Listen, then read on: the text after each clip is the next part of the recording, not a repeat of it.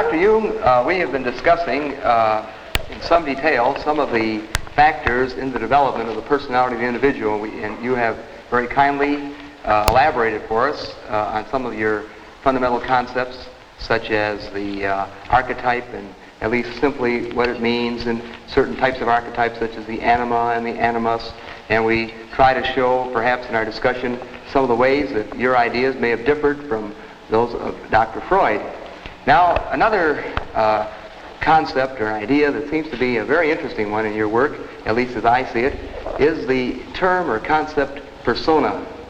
And of course, this seems to have a lot of relevance to the daily living of the individual. I wonder if you would mind telling us a little bit about how you construe this term persona. Well, this is a practical concept we need in elucidating people's relation. I noticed with my patients, particularly with people that are in public life, that they have a certain way of presenting themselves. For instance, take the doctor.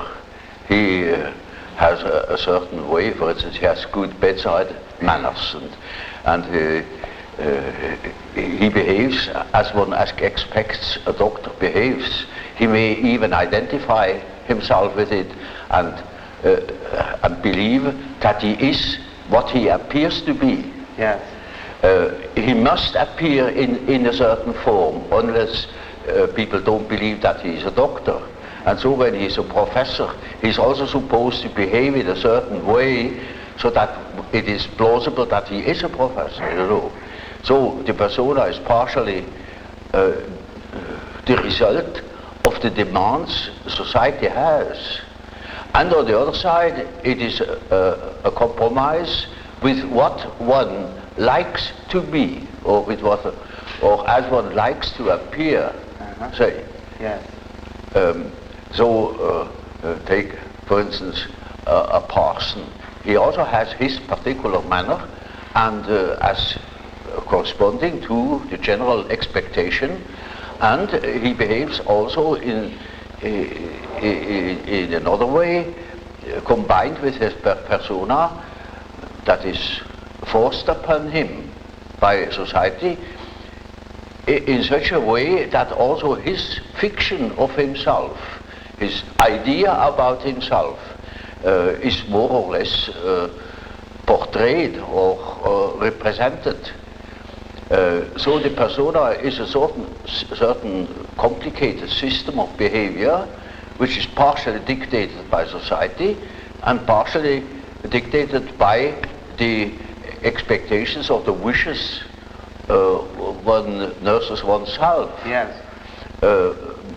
Now, this is not the real personality, in spite of the fact that people will assure you that that is all quite real and quite honest, yet it is not. Yes. Now, such a performance, or say, the performance of the persona is quite all right, as long as you know that you are not identical with the way in which you appear. Yes. But if you are unconscious of this fact, then you get into sometimes very disagreeable conflicts. Namely, people can't help noticing that at home, for instance, you are quite different from what you appear to be in public. Yes. And people who don't know it stumble over it in the end. They deny that they are like that, but they are like that. They are it. And then you don't know, now, which is the real man? Yes. Yes. Is he the man as he is at home or in intimate relations, or is he the man that appears in public? It is a question of Jekyll and Hyde. Yes. Often. Yes. It is such occasionally there is such a difference that you would almost be able to speak of the double personality. Yes. And the more that is pronounced, the more people are neurotic. Yes. They get neurotic because they have two different ways. They contradict themselves all the time, And in as much as they are unconscious of themselves, they don't know it. They think they're all one. Everybody sees that they are two. Yeah. And some know him only from one side, so others know him only from the other side. And then there are situations that clash, because the way you are creates certain situations with people in your relations, and these two situations don't chime in. They are just dissonances. Yes. Yes. And the more that is the case, the more the people are neurotic. Yes. Actually, would you say that the individual may even have more than two personas? In other words, could he possibly? Oh, rarely. You know, Rarely. we can't afford it very well to play more than two roles. But there are cases, for instance, where people have up to 5 different personalities. Yes. In cases of dissociation of personality, where, for instance, the one person, say, call it person A, doesn't know of the existence of the person B, but B knows of A. Yes. Or there may be a third personality, C, that doesn't know of the two others. Yes. You see, there are such cases in literature. Yes. They are rare. Very the rare. ordinary case is just an ordinary dissociation of a personality. Yes. One calls that a systematic dissociation, Yes. in contradistinction to the chaotic or unsystematic dissociation you find in schizophrenia. Yes. Now, you distinguish between the term persona and the term ego. In other words, as you see them, they're two different things. Yes? Yes. Oh, Now, yes. what is the difference between the term ego, as you see it, and the term persona? Well, you see, the ego is supposed to be the representative of the real person. But as I say, for instance, in the case where B knows of A, but A doesn't know of B, Yes. in that case, one would say the ego is more on the side of C. Yes. Because the ego has a more complete knowledge, and Yes. A is a split-off personality. Yes. Now, you also use the term self. Yes. Now, the word self, then, would this have a different meaning than, say, ego or Oh yes, persona? oh quite, oh yes. You see, when I say self, then you mustn't think of I myself, because that is only your empirical self, and Yes. that is covered by the term ego. Ego, yes. But when it is matter of the self, then it is matter of a personality that is more complete than the ego, because the ego is only consists of what you are conscious of. Yes. Yes. Your awareness. Yeah, what you know to be yourself. For instance, in our example, B that knows A, and A doesn't know B, B is relatively in the position of the self. Yes. Namely, the self is on the one side the ego, on the other side the unconscious personality, which everybody is in the possession of everybody, not in the possession. Very often it is just the other way around, that the unconscious is in possession of consciousness. Yes. Yes. But that is a different case. Now, you see, while I am talking, I am conscious of what I say, Yes. I am conscious of myself, yet only to a certain extent. Quite a lot of things happen. For instance, I make gestures. I'm not conscious of them. Yes. They happen unconsciously. You can see them. Yes. I may say or use words, and I can't remember at all having used those words, or even at the moment I'm not conscious of them. Yes. So any amount of unconscious things occur in my conscious condition. I'm never wholly conscious of myself. Yes. While I'm trying, for instance, to elaborate an argument, at the same time, there are unconscious processes that continue, perhaps a dream which I have had last night. Yes. Or a part of myself thinks of God knows what. Yes. Or of a trip I'm going to take, or of such and such people I have seen, or when I am at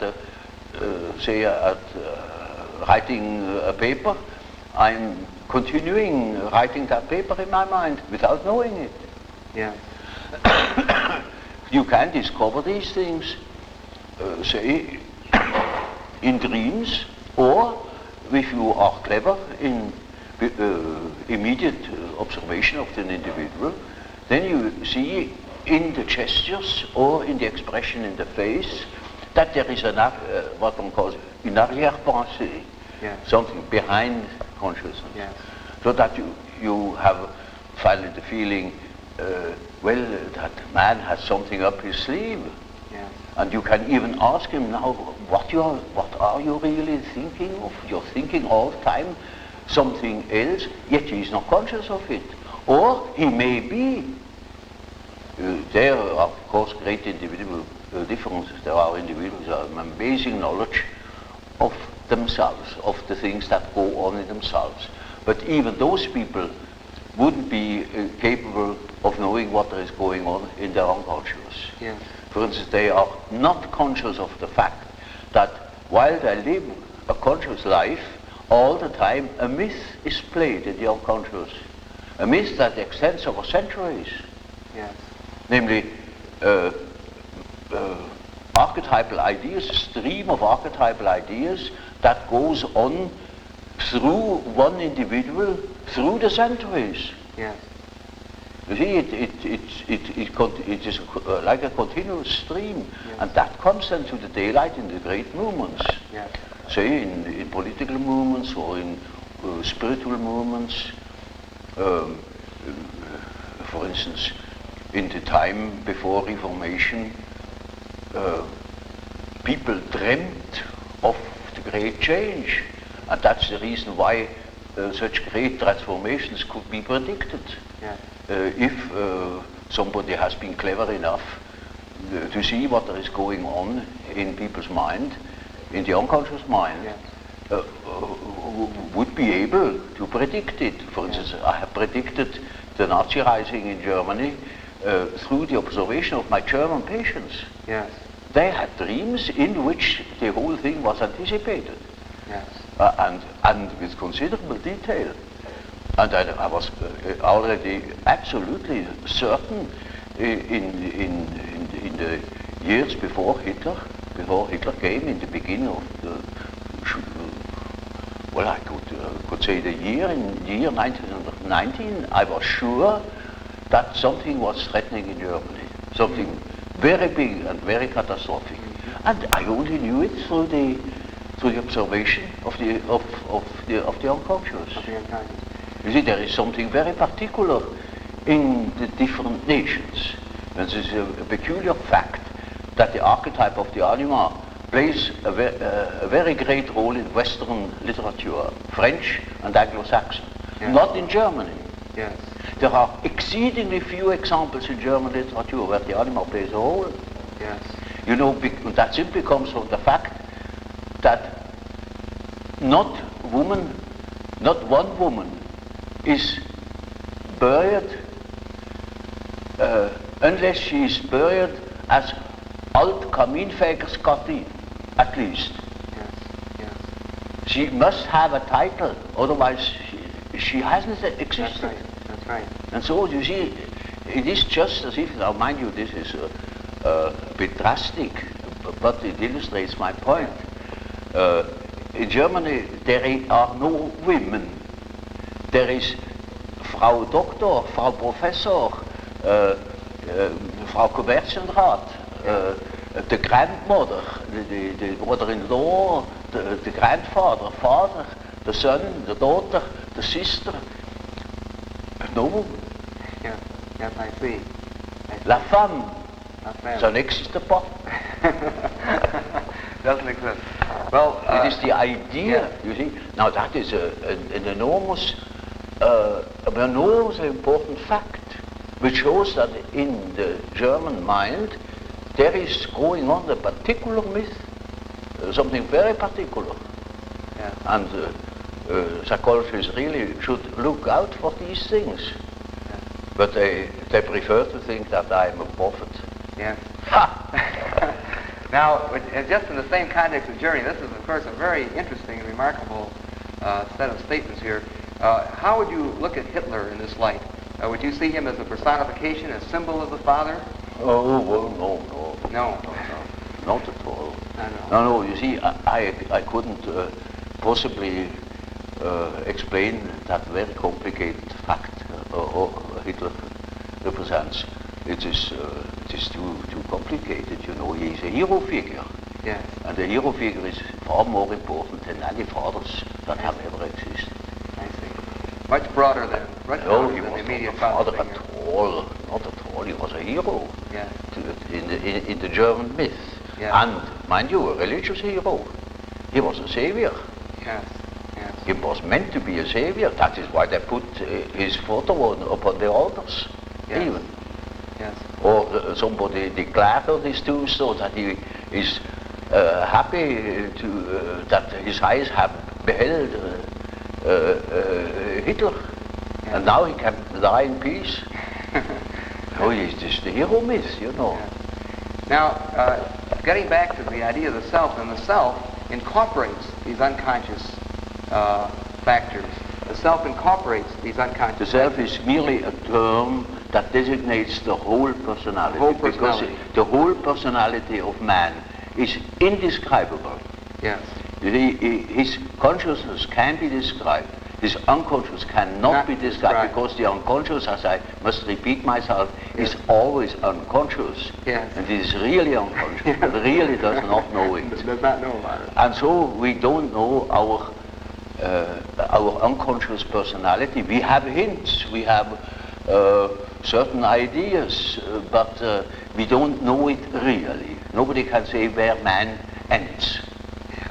That is the beauty of it, you know. Yes. It's very interesting. Yes. The unconscious of man can reach God knows where. There we are going to make discoveries. Yes. Yes. Now, another set of ideas, which of course are very, very well known to the world, that of course you have originated, center around the terms introversion and extroversion. Yeah. And I know that you're aware of the fact that these terms have now become so widely known that the man on the street is using these terms constantly, describing his wife or his friends and so on and so forth. It's become probably the most used psychological concepts by the layman that we have. Oh, like the word complex. I have invented it too. Yes, so that's right. Association experiments. Yes, that's right. Well, you see, this is simply practical, because there are certain people who definitely are more influenced by their surroundings than by their own intentions.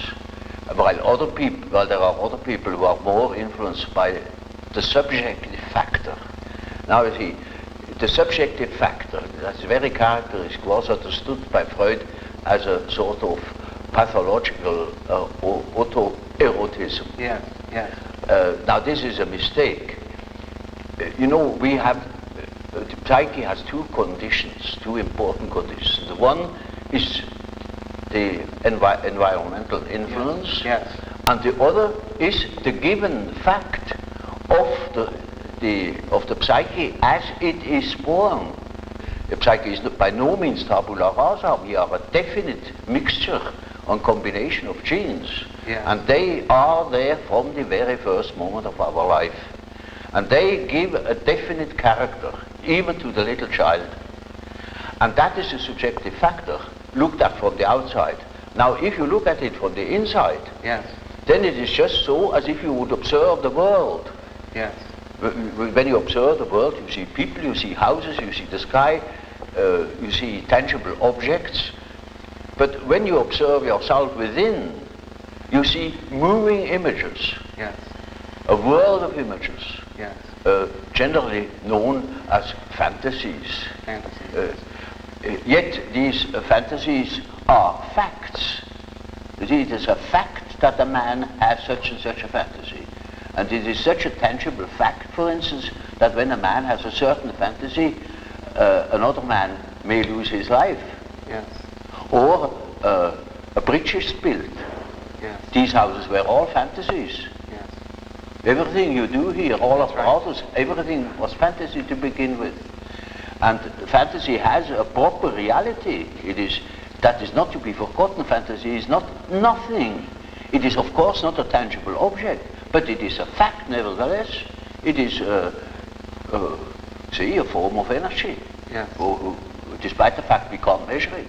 Yes. It is a manifestation of something. Yes. And that is a reality. That is just a reality as, for instance, the peace treaty of Versailles or something like that. It is no more. You can't show it. Yes. But it has been a fact. Yes. Yes. And so the psychical events are facts, are realities. And when you observe the stream of images within, you observe an aspect of the world. Yes. Of the world within. Because the psyche, you know, if you understand it as a phenomenon that takes place in so-called living bodies, then it is a quality of matter. As our body consists of matter, we discovered that this matter has another aspect, namely a psychic aspect. Yes. Yes. And so it is simply the world from within, seen from within. Yes. It is just as if we were seeing into another aspect of matter. Yes. This is an idea that is not my invention. That the old Democritus already said, talked of the spiritus insertus atomis, Yes. namely the spirit that is inserted in atoms. Yes. Yes. That means psyche is a quality that appears in matter. Doesn't matter whether we understand it or not. Yes. But this is the conclusion we come to. If we draw conclusions without prejudices. And so, you see, the man who is going by the external world, by the influences of the external world, say society or perceptions, sense perceptions, thinks that he is more valid, you know, because this is valid, this is real. And the man who goes by the subjective factor is not valid because subjective factor is nothing. Yeah. No, that man is just as well based, because he is bases himself upon the world from within. Yeah. And so he is quite right, even if he says, oh, this is nothing but my fantasy, you know. Yes. And of course that is the introvert. And that the introvert is always afraid of the external world. He will tell you, when you ask him, he will be apologetic about it. Yeah. He will say, of course, yes, I know those are my fantasies. And he has always a resentment. And as the world in general, particularly America, is extroverted like hell, the introvert has no place. Yeah. Yeah. Because he doesn't know that he beholds the world from within. Yeah. And that gives him dignity, and that gives him certainty, because it is nowadays particularly the world hangs on a thin thread, Yeah. and that is the psyche of man. Assume that certain fellows in Moscow lose their nerve or their common sense for a bit, and the whole world is in fire and flames. Yeah. Yeah. You see? It is nowadays we are not threatened by elementary catastrophes. There is no such thing as an H-bomb. That is all man's doing. Yeah. We are the great danger. The psyche is the great danger. What if something goes wrong with the psyche? Yeah. You see? And so you see, it is demonstrated to us in our days what the power of the psyche is of man. How important it is to know something about it, but we know nothing about it. Nobody would give credit to the idea that the psychical processes of the ordinary man have any importance whatever. One thinks, oh, he has just what he has in his head. It is all from his surroundings. He's taught such a thing, believes such and such a thing. And particularly if he's well housed and well fed, then he has no idea of the world. And that's the great mistake. Because he is just that as which he is born, and he is not born as tabula rasa, but as a reality. Yes. Yes. Now, of course, one of the very common, I think, misconceptions of your work among some of the writers in America has been that they had sort of characterized your discussions of introversion and extroversion as suggesting that the world was made up of only two kinds of people, introverts on one hand and extroverts on the other. And I'm sure you've been aware of, in many of our people looking at things this way. And of course, would you like to comment about that? In other words, would you perceive the world being made up of only people or extreme introverts, people that are extreme extroverts? Well, you know, Bismarck once said,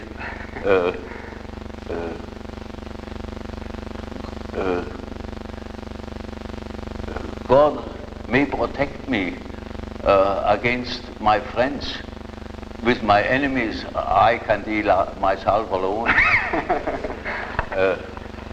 You know how people are. They catch a word, and then everything is schematized along that word. There is no such thing as a pure extrovert or a pure introvert. Yes. Such a man would be in the lunatic asylum. Those are only terms to designate a certain penchant, a certain tendency. For instance, the tendency to be more influenced by environmental influences or more influenced by the subjective factor. That's all. Yes. And you see, there are people who are very well balanced and are just as much influenced from within as they are from without, yes. or just as little. Yes. And so with all the finer classifications, you know, yes. they are only sort of point de repère, points for orientation.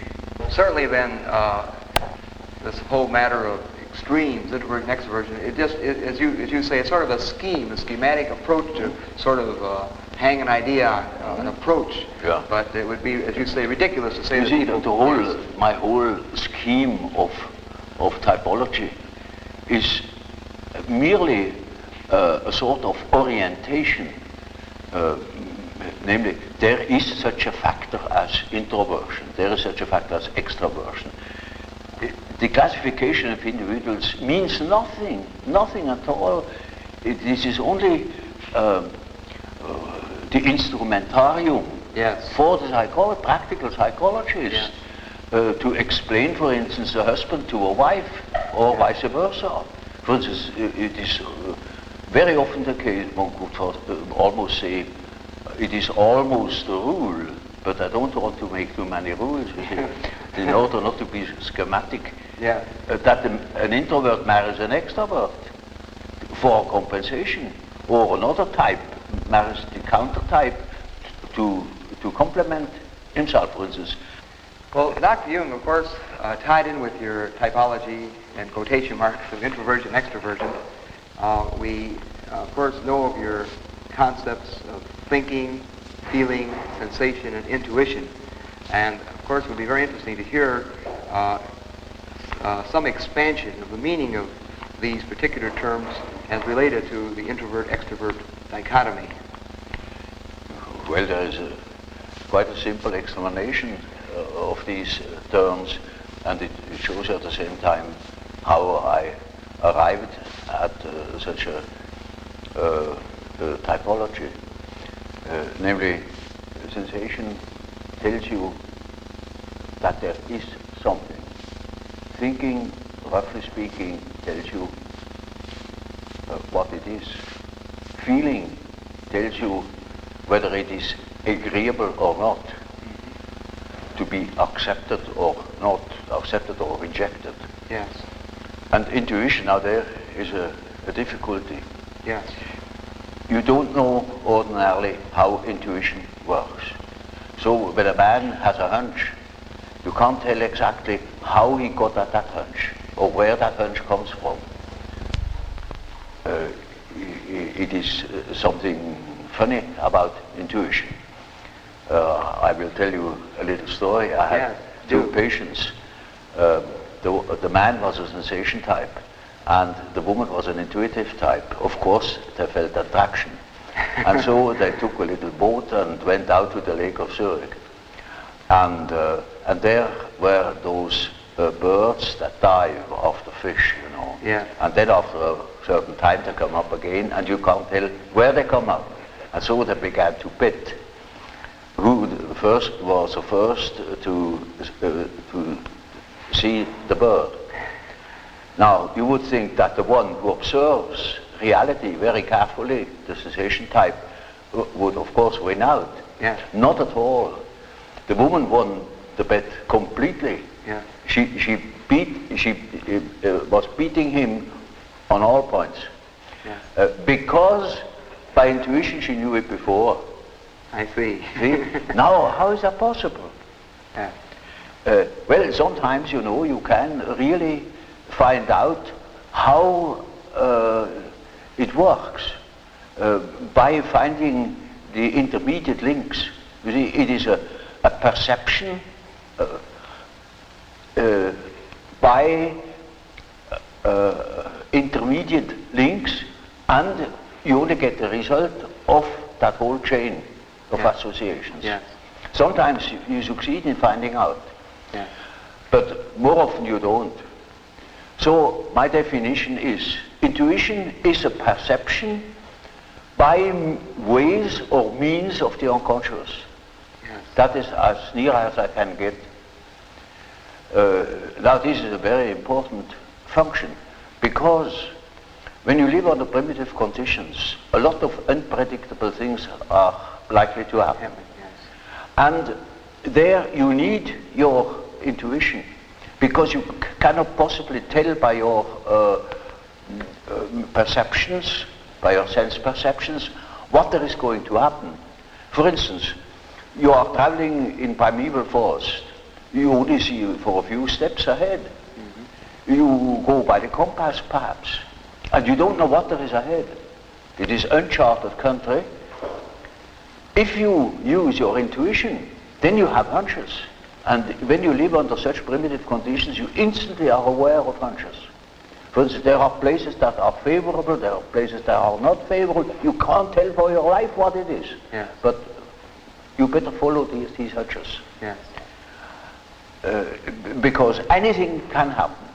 You see, and, quite unforeseen things. For instance, at the end of a long day, you approach a river, and you don't know that there is a river.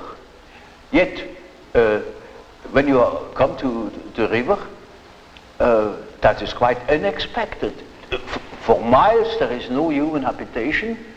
You cannot swim across. It's all full of crocodiles. So what? You see? Now, such an obstacle hasn't been foreseen. But it may be that you have had a hunch, that you remained in the last likely spot, and that you wait for the following day, that you can build a raft or something of the sort, or look out for possibilities. For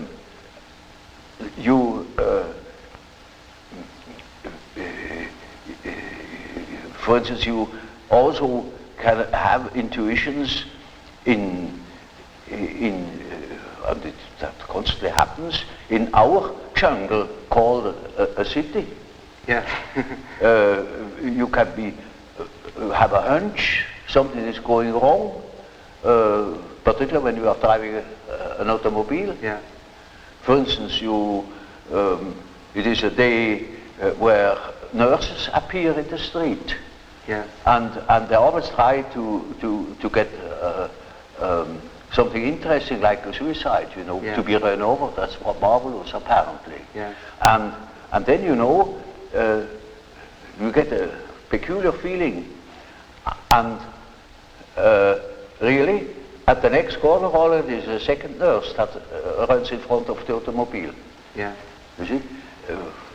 Duplicity of cases, you know, that is a rule, you know, that such chance happenings come in groups. Yeah. And so you see, we have constantly warnings, hints that are consists perhaps in a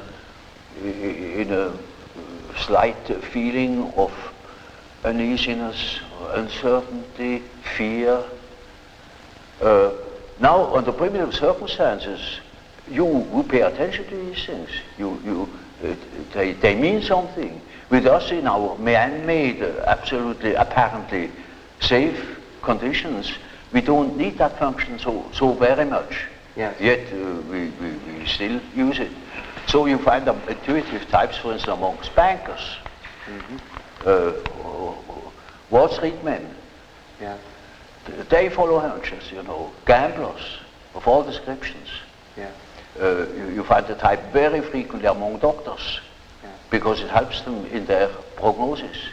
Sometimes a case can look quite normal, as it were, and you don't foresee any complications. Yet, an inner voice tells you, now look out, here is something not quite all right, you know. Yes.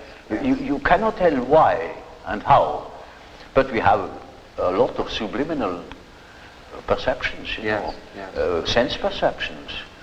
And from those, we probably draw a good deal of our intuitions. But that is perception by the way of the unconscious. Yeah. And you can observe that with intuitive types. You see, intuitive types very often do not perceive by their eyes or by their ears. They perceive by intuition. For instance, once it happened that I had a woman patient in the morning at 9 o'clock. And you see, I often smoke my pipe, and there is a certain smell of tobacco in the room, or a cigar. And so she came and said, but you begin early. I said, you call it early at 9 o'clock? But no, you must have seen somebody at 8 o'clock. I said, how do you know? There had been a man there that had come at 8 o'clock already. Then she said, oh, well, I just a hunch. There must have been a gentleman with you this morning. I said, but how do you know it was a gentleman? He said, oh, well, I just had the impression, the atmosphere was just like a gentleman here. Yeah. All the time, you know, the ashtray was under her nose, and there was a half-smoked cigar. Yes. But she wouldn't notice it. Yeah. So you see, the intuitive is the type that doesn't see the stumbling block before his feet, but he's rat for 10 miles. Yes. You make a distinction between an intuitive extrovert and an intuitive introvert. Yes. All these types can be on the extrovert or introverted line. For example, more specifically, what would be an example or a difference between an intuitive extrovert and an intuitive introvert? Well, you know, you have chosen a somewhat difficult case, you know, because one of the most difficult types is the intuitive introvert. Yes, you know. yes. The intuitive extrovert you find among hunters, bankers, gamblers. Yes. That is quite understandable. Yes. But the introvert the introverted variety is more difficult because he has intuitions as to the subjective factor, namely the inner world. Yes. And of course that is now very difficult to understand because what he sees are most uncommon things, and he doesn't like to talk of them. Yes. If he's not a fool, because he would spoil his own game by telling what he sees, because people won't understand it. Yes. For instance, once I had a patient, a young woman, about 27 or 8, and her first words were, when I had seated her, she said, you know, doctor, I come to you because I have a snake in my abdomen. I said, what? She said, yes, a snake, a black snake, coiled up right in the bottom of my abdomen. And I must have made a rather bewildered face at her. And she said, you know, I don't mean it literally, but I should say it was a snake. It was a snake. You see? Now, you see, our further conversation a little later was that she said, that was about in the middle of our treatment that only lasted for 10 consultations. She had foretold me, I come 10 times and then it's all right. I said, how do you know? Oh, I got a hunch, you see. Yeah.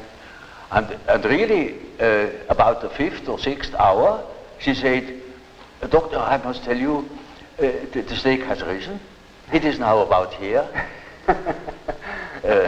Hunch. And then, on the 10th day, I said, now, this is our last hour. And do you feel cured?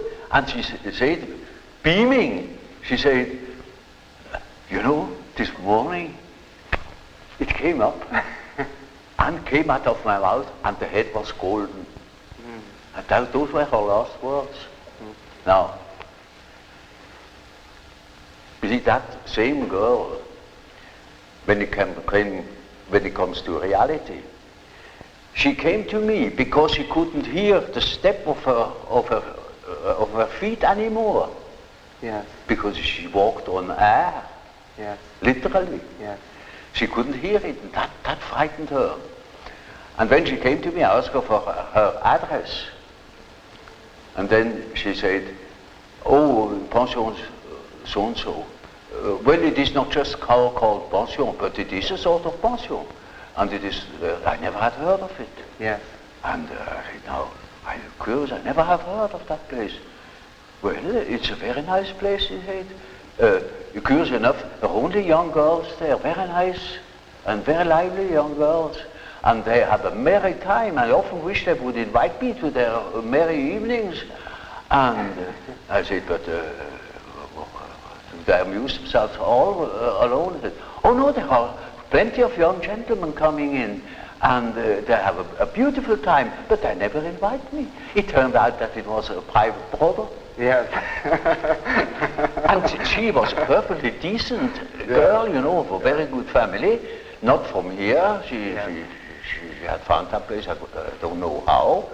And she was utterly unaware that those were all prostitutes. I said, for heaven's sake, you fell into a very dark place. You hastened to get out of it. You see, that was her sensation. Yeah. You see, she didn't see reality. Yeah. But she had hunches like anything, and they came off. Yeah. Now, you see, such a person cannot possibly speak of her experiences. Yes. Because everybody would think she's absolutely crazy. Yes. I myself was quite shocked when I thought, for heaven's sake, is that case a schizophrenia? Yes. Yes. Because you don't hear that kind of speech. That's right. But she assumed that the old man, of course, knows everything, and he even doesn't understands such kind of language. Yeah. So you see, if when the intuitive, the introverted intuitive would speak what he really perceives, then practically nobody would understand it. He would be misunderstood. And so they learn to keep things to themselves. And you hardly ever hear them talking of these things. That is a great disadvantage. But it is an enormous advantage in another way. Not to speak of the experience they gather in that respect, but also in human relations. For instance, they come into the presence of somebody they don't know. And certainly they have inner images. And those inner images give them a more or less complete information about the psychology of the partner. Yeah. You know, that is, but the case can also happen that they come into the presence of somebody who they don't know at all, not from Adam, and they know an important piece out of the biography of that person. Yes, yes. And are not aware of it, and tell the story. Yes. And then the cat is in the fire. Yes, that's right. You see, so the introverted intuitive has in a way a very difficult life, although one of the most interesting lives. Yes. But it is difficult often to get into their confidence, Yes, you know. yes, because as you say, they're afraid that people will think that they're sick. The things that are interesting to them or are vital to them are utterly strange to the ordinary individual. Yes. The psychologist should know of such things, Yes. you see. Yes. You see, when people make psychology, as a psychologist ought to do, well, the very first question, is he extroverted or is he introverted? Yes. He will look at entirely different things. Yes. Is he a sensation type? Is he an intuitive type? Is he thinking? Is he feeling? Yes. That, because you see, these things are complicated, that they are still more complicated, because the introverted thinker, for instance, is compensated by extroverted feeling, Yes. or by inferior extroverted, archaic extroverted feeling. Yes. So an introverted thinker may be very crude in his feeling life. For instance, the introverted philosopher that is always carefully avoiding women will be married by his cook in the end.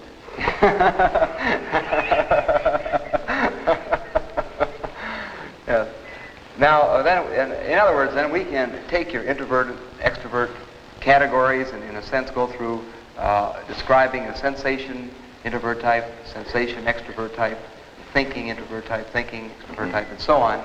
In each case, it stems from really not real categories, but simply, as you say, an approach, something to sort of help us study, a model. As it were. It is just a sort of a skeleton to which you have to add the flesh, or say it is a country mapped out, you know, by triangulation points, and that doesn't mean the country consists of triangulation points.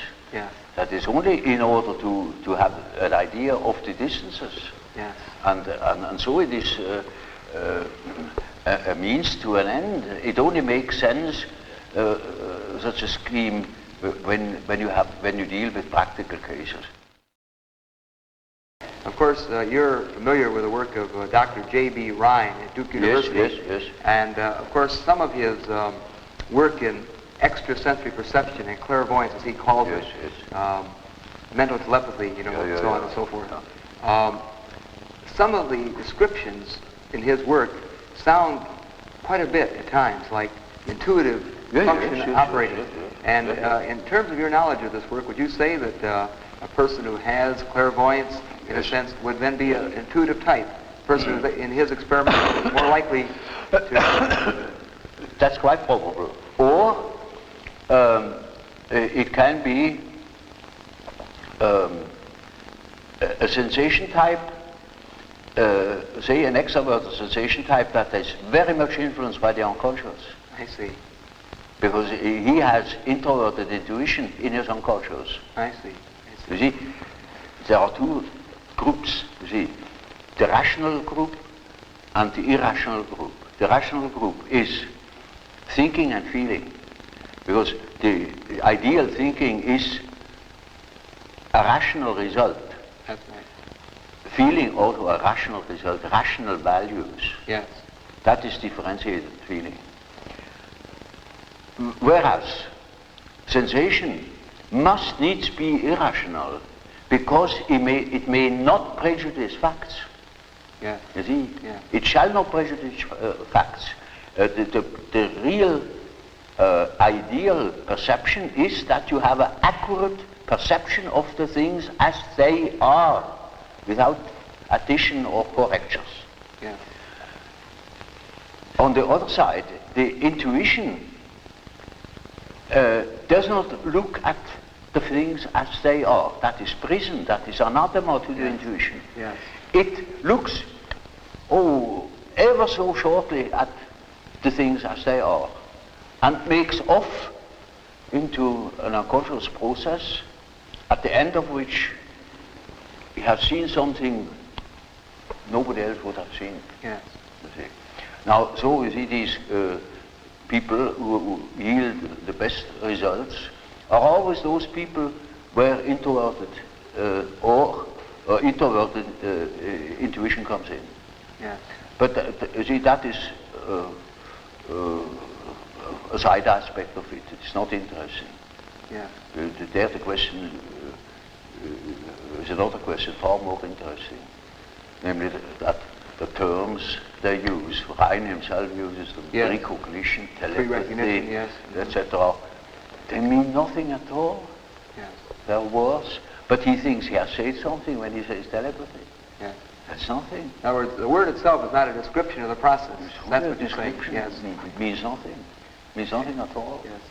Now, of course, a lot of the things that you're describing, I think often scientists will say, well, this is due to chance occurrences, chance factors. And Ryan, in his own work, used statistical methods. We find this happening more often than would be expected by chance.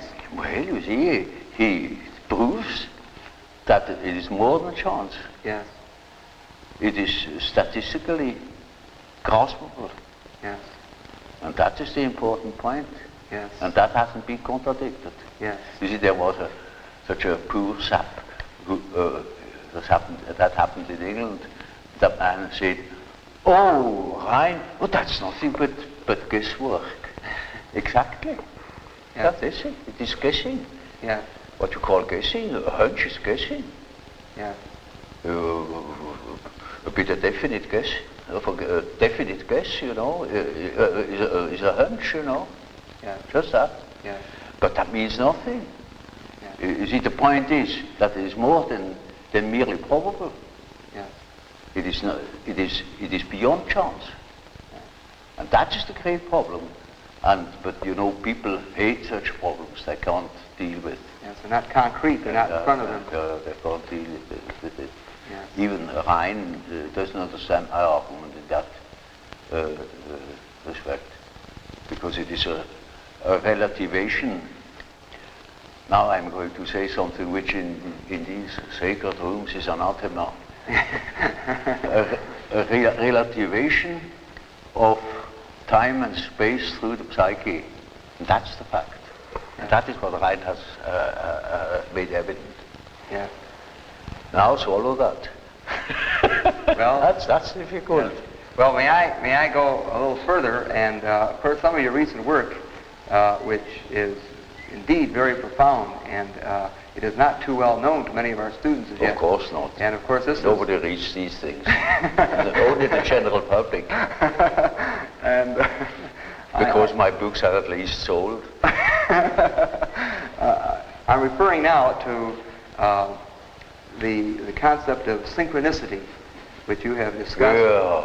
and which would have some relevance at this point in our discussion. Would you care to comment a little bit on this concept? That is awfully complicated. One wouldn't know where to begin. Of course, it is this kind of thinking has been started long ago, and when Rhein brought out these results, I thought now we have at least a more or less dependable basis to argue on, you know. But the argument was not understood at all, because it's really very, very difficult. You know, there are plenty of facts in the observation of the unconscious where you come across cases of a very peculiar kind of parallel events, namely that, say, I have a certain thought or a certain definite subject is occupying my attention, Yes. my interest. At the same time, something else, quite independently, happens that portrays just that thought. Yes. Now, this is utter nonsense, you know, looked at from a causal point of view. That it is not nonsense is made evident by the results of Rein's experiments. There is a probability, it is something more than chance, that such a case occurs. Now I never made statistical experiments to except one in the way of Rein. I have made one for another purpose. But I have come across quite a number of cases where it was most astounding to find that two causal chains happened at the same time, but independent upon each other, so that you could say they have nothing to do with each other. Yeah. Of course, it's quite clear. For instance, just so I speak of a red car, and at that moment a red car comes here, you see. Yes. Now, I hadn't seen it. It was impossible because it was behind the building. In this moment, the red car appears. Now, this is, one says, oh, that's mere chance. Rein's experiment proves that these cases are not mere chances. Of course,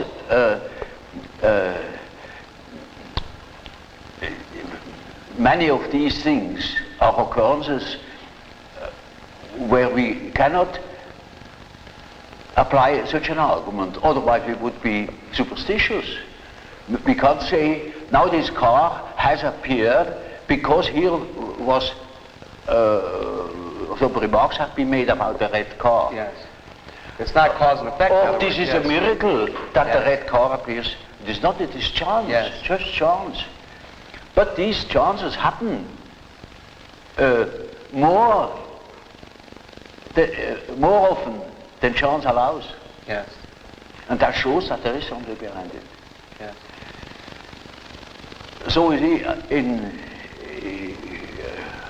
Rein has a whole institute, and with many co-workers, Yes. and has the means. We have no means here, you know, and I had no means to make such experiments, otherwise I probably would have done them.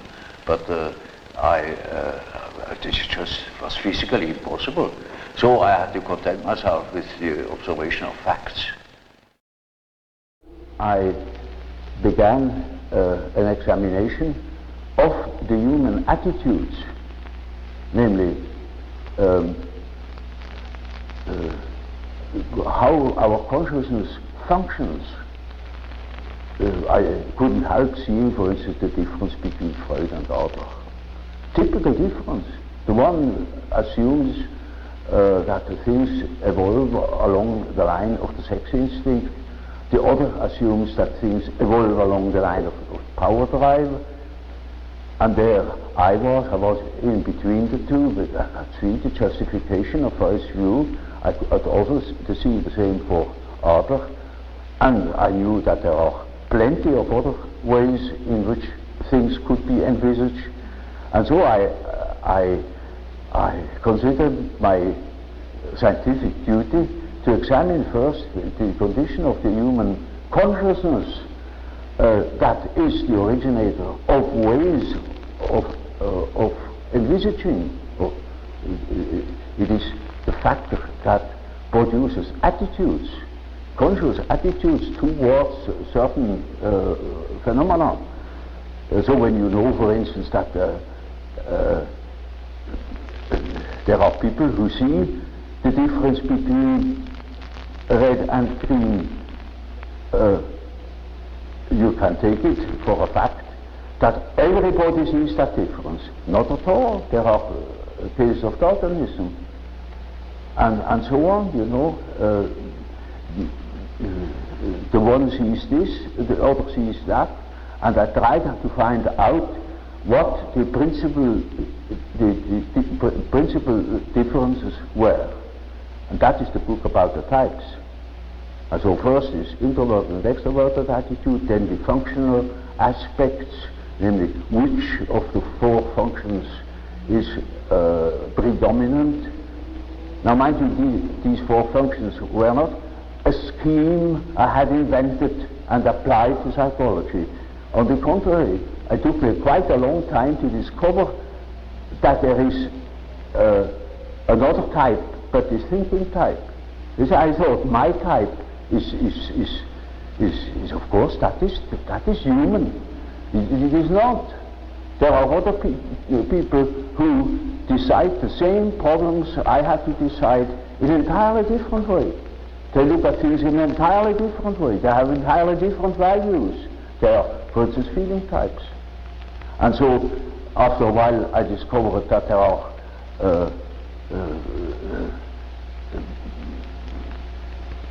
intuitive types.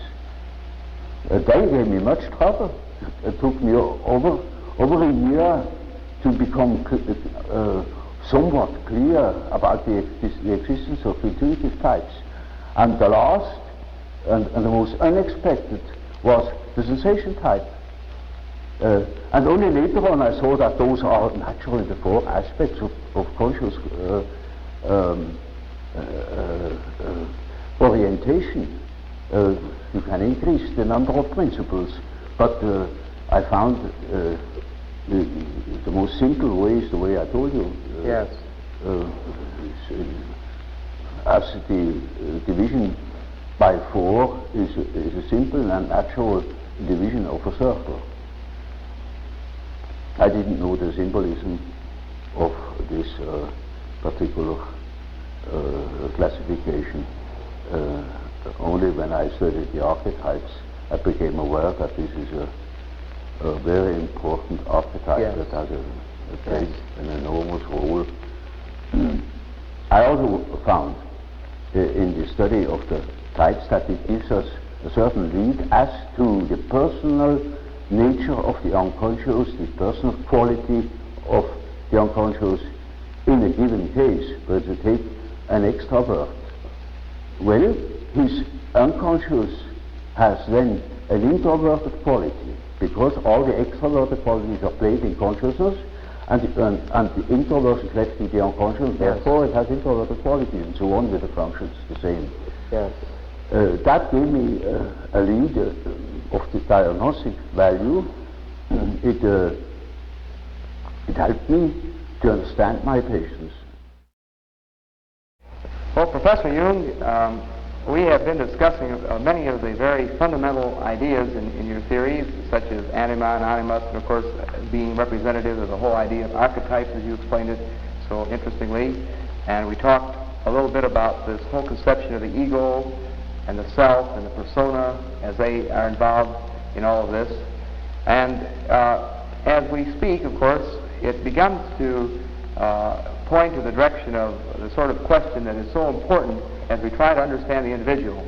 And this centers around the problem of motivation, why the person does what he does.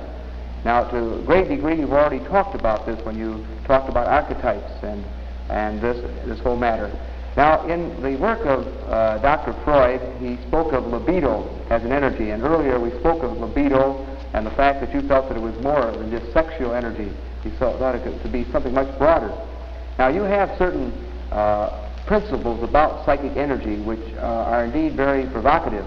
Now, one of this principle is, I believe you referred to as the principle of entropy. Entropy. Well, you know, only I allude to it. Yes, yes. The main point is, you know, the standpoint of energetics, yes. As applied to psychical phenomena. There you have no possibility to measure exactly. So it always remains a sort of an analogy. As Freud, for instance, uses the term libido in the sense of a sexual energy. Yes. And that is not quite correct. You see, if it is sexual, then it is a power, yes. like electricity, yes. or any other form of manifestation of energy. Yes. Now, energy is a concept. Yes. Energy is a concept by which you try to express the analogies of all power manifestations. I see. Namely that they have a certain quantity, a certain intensity, and that there is a flow in one direction, namely to the ultimate suspension of the opposites. For instance, I see. High height, a lake on a mountain, Yeah. flows down until all the water is down, you know, and then it is finished. Yes. And so, you see, something similar is the case in psychology, that you see it from the fact, for instance, we get tired from intellectual work, Yes. or from consciously living, and then we must sleep in order to restore our powers. And it's just, I said in the night, as if the water was pumped from the lower level to a higher level, you Yeah, know, so that yeah. he can work again the next day. Yes. Of course, that simile is limping too. Yes. So it is only in an analogous way that we use the term energy. Yes. And I used it because I wanted to express the fact that the power manifestation of sexuality is not the only power manifestation, I see. because you have another drive, say the drive to conquer, or to drive to aggression, or something of the sort. Yes. Or there are many forms, you see. For instance, to take animals, the way they are building their nest, the urge of the traveling bird, you know, that migrates. Now, all they are driven by a sort of energy manifestation. I see. And you see, the meaning of the word sexuality would be entirely gone if everything is that.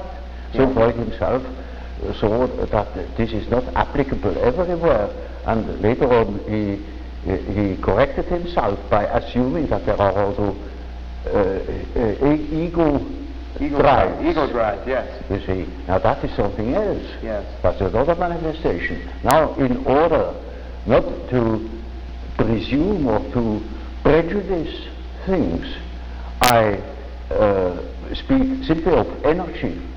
An energy. It is a quantity of energy that can manifest via sexuality or via any other instinct. Any other type of drive, yes. See. Yes. And that is the main feature, not the existence of one single power, I see. because that is not warrantable. Yes. Now, another thing about a motivation, or the condition which arouse and direct and sustain the individual, there seems to be two views that we find in much of our psychology in America today. Now, one is might be called an historical view, where we try to look in the history and development of the individual for answers to why he is doing certain things at the moment. Yes. Then we have another view, which was postulated and discussed by Dr. Kurt Lewin, Dr. Kurt Lewin, which is sort of a field theory. He thinks that the history, the past, is not important motivation, but all conditions which affect the individual at that moment. We can predict behavior by knowing all the conditions of that moment, but we don't have to go back to the past to understand why the person does what he does. Now, would you think that this present field idea of Dr. Lewin has any virtue? Does it make any sense? Obviously, you see, I always insist that even chronic neurosis has its true cause in the moment. In the moment. Now. The neurosis is made every day by the wrong attitude the individual has. But that wrong attitude is a historical fact that needs to be explained historically by things that have happened in the past. Yes. But that is one-sided too, because all psychological facts are oriented not only to a cause, but also to a certain goal. Goal, yes. You see, they are in a way teleological. Yes. Namely, they serve a certain purpose. Yes. And so, a wrong attitude can have originated in a certain way long ago, Yes. but it wouldn't exist today anymore if there were not immediate causes and immediate purposes that keep it alive today. Yes. Yes, I see. So a neurosis can be finished suddenly on a certain day, despite of all causes. Yes. One has observed in the beginning of the war, the cases of compulsion neurosis that have lasted for many years Yes. suddenly were cured Yes. Yes.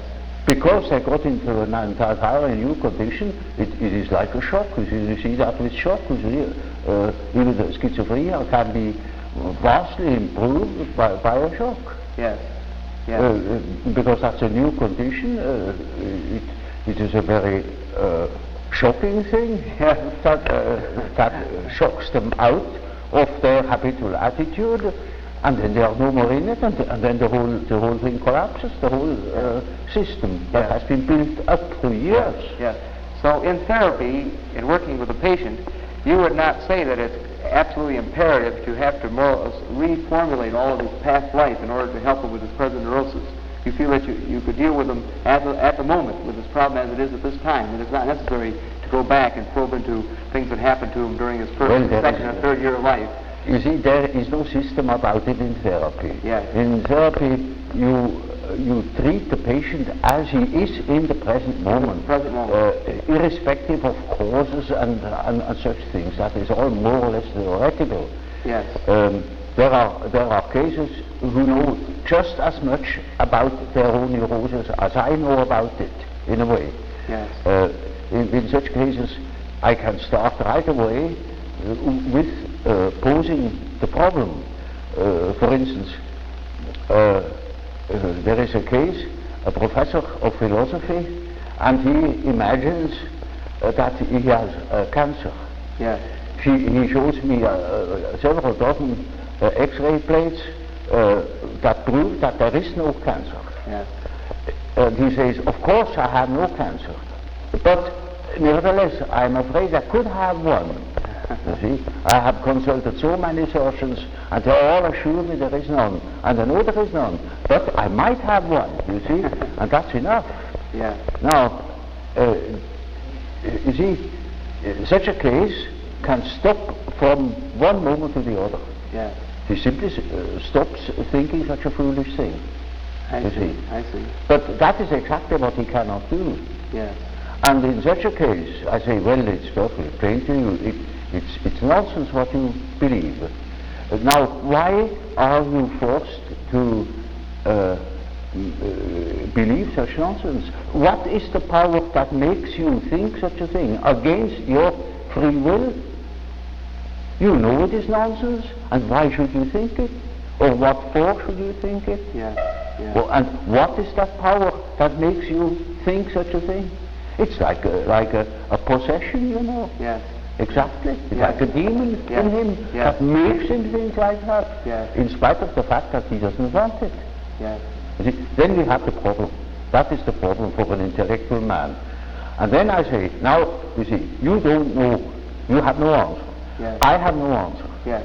Now what are we going to do? Yes. I say, now we must see what you dream. Because the dream is a manifestation of the unconscious side. Now he never has heard of the unconscious side. So I must explain to him that he has an unconscious, and that the dream is a manifestation of it, and if we succeed in analyzing the dream, we might get an idea about that power that makes him think like that. I see. You see? In such a case, one can begin right away with the analysis of dreams. Yeah. And in all cases that are a bit serious, mind you, this is not a simple case, this is a very serious and difficult case, in spite of the simplicity of the phenomenology, of the symptomatology. Yes. In all cases, after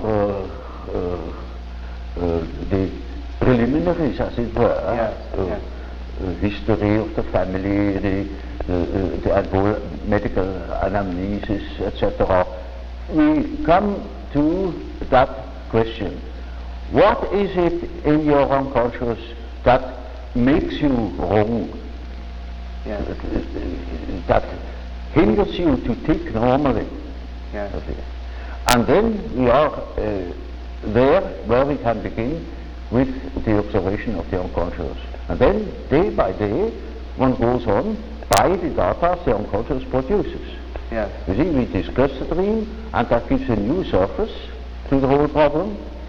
And he will have another dream, and the next dream gives again an answer, because the unconscious is in a compensated relation to consciousness. And after a while, we get the full picture.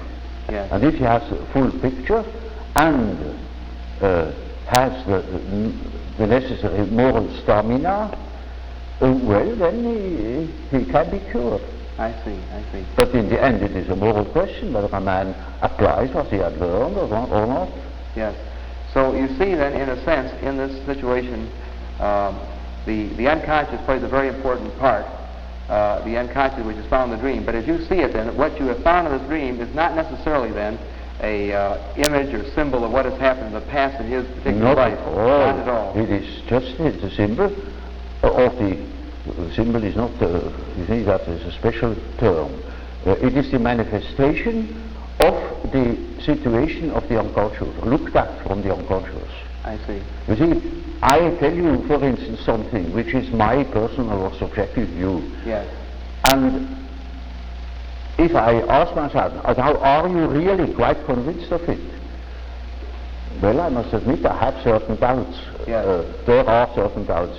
Not in the moment when I tell you, but these doubts are in the unconscious. And when I have a dream about it, these doubts come to the foreground in my dreams. Yes. And that is the way the unconscious looks at the thing. Yes. It is just so as if the unconscious would say, oh yes, that's all very well what you are stating, but you omit entirely such and such a point. Yes. Now, as the unconscious acts on this present situation, now looking at this thing in broad motivational terms, now this effect of the unconscious is not something which is the result of repression in the same way the orthodox psychoanalyst looks at it at all, then, as you say. No, it may be, you know, that what the unconscious has to say is so disagreeable that one prefers not to listen. Yes. And in most cases, people would be probably less neurotic if they could admit the things, because these things are always a bit difficult or disagreeable or inconvenient or something of the sort. So there is always a certain amount of repression, but that is not the main thing. Not the main thing is that they are really unconscious. Yes. And you see, if you are unconscious about certain things that ought to be conscious, then you are dissociated. I see. And then you are a man whose left hand never knows what the right is doing, and counteracts or interferes with the right hand. Yes. Now such a man is hampered all over the place. Yes. Now, looking at the unconscious in this way, of course this is, as you say, it's unconscious, how can we know about it? Yeah. But trying to, just for that moment, just as an illustration, would a particular individual, we might say, who has been brought up in a culture such as the culture of India, a particular individual in India, if we could examine his unconscious, would it be, in many respects, say, similar to the unconscious of a particular individual who was, say, lived in Switzerland all of his life? In other words, you spoke earlier about these universals. Yes. Would there be a great deal of equivalence between the unconscious of a particular individual who has been raised in one culture and another individual who was raised in an entirely different culture? Yes. Well, you see, that question is also complicated, because when we speak of the unconscious, we almost should say, which unconscious? Namely, is it that personal unconsciousness which is characteristic for a certain person, for a certain individual? Yes, so that you have the personal unconscious. This is one unconscious. Yes, that is a personal unconscious. And you call it the personal. And in treatment, for instance, in the treatment of neurosis, you have to do with that personal unconscious for quite a while. And then only dreams come that show that the collective unconscious is touched upon. Yes. Now, as long as there is material for personal nature, Yes. you have to deal with the personal unconscious. Yes. But when you get to say to a question, to a problem, which is no more merely personal, but also collective, you get collective dreams. Yes. Now, the distinction then between the personal unconscious and the collective unconscious then is that the personal is could be more involved with the immediate life of the individual, Yes. and the collective would be universal, would be the same, would have elements of all men. It will be collective. Collective in the For instance, you know, every society has collective problems, Yes. collective convictions, and so on. Yes. Now, we are very much influenced by them.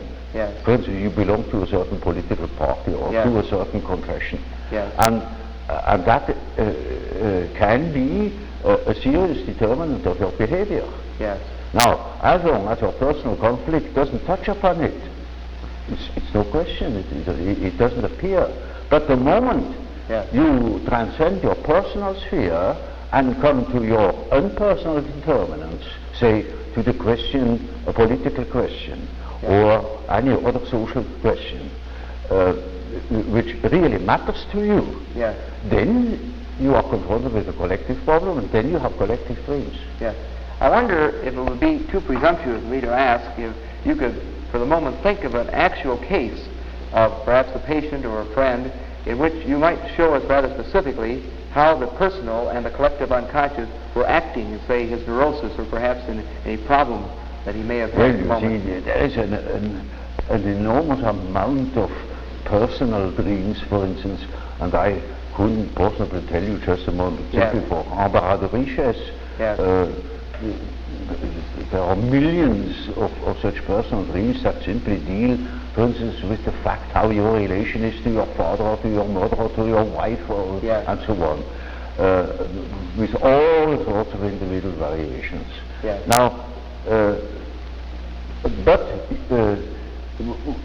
suppose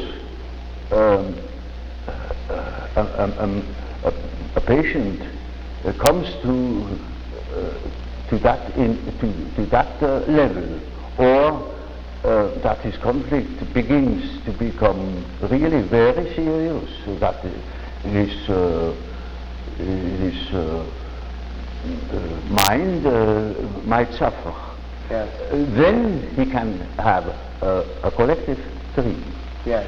in which clearly mythological motives appear. I see. There are plenty of examples in literature. All right. The book, you know, an introduction to the psychology of the unconscious. Yeah. There are such dreams. Yes. And that can be. I remember, for instance, a case. There was a very learned man and very rational, Yes. and he had, of course, a lot of personal problems, and but they got so bad that he got into very disagreeable relations to his whole surroundings. Yes. He was, for instance, a member of a society, and he got into a brawl with the people of that society, you know. Yes. And it was very quite shocking. Yes. Now, he started with collective dreams. Yes. Suddenly he dreamt of things he had never thought of in his life before. Yes. Mythological motives, and he thought he was crazy. Yes.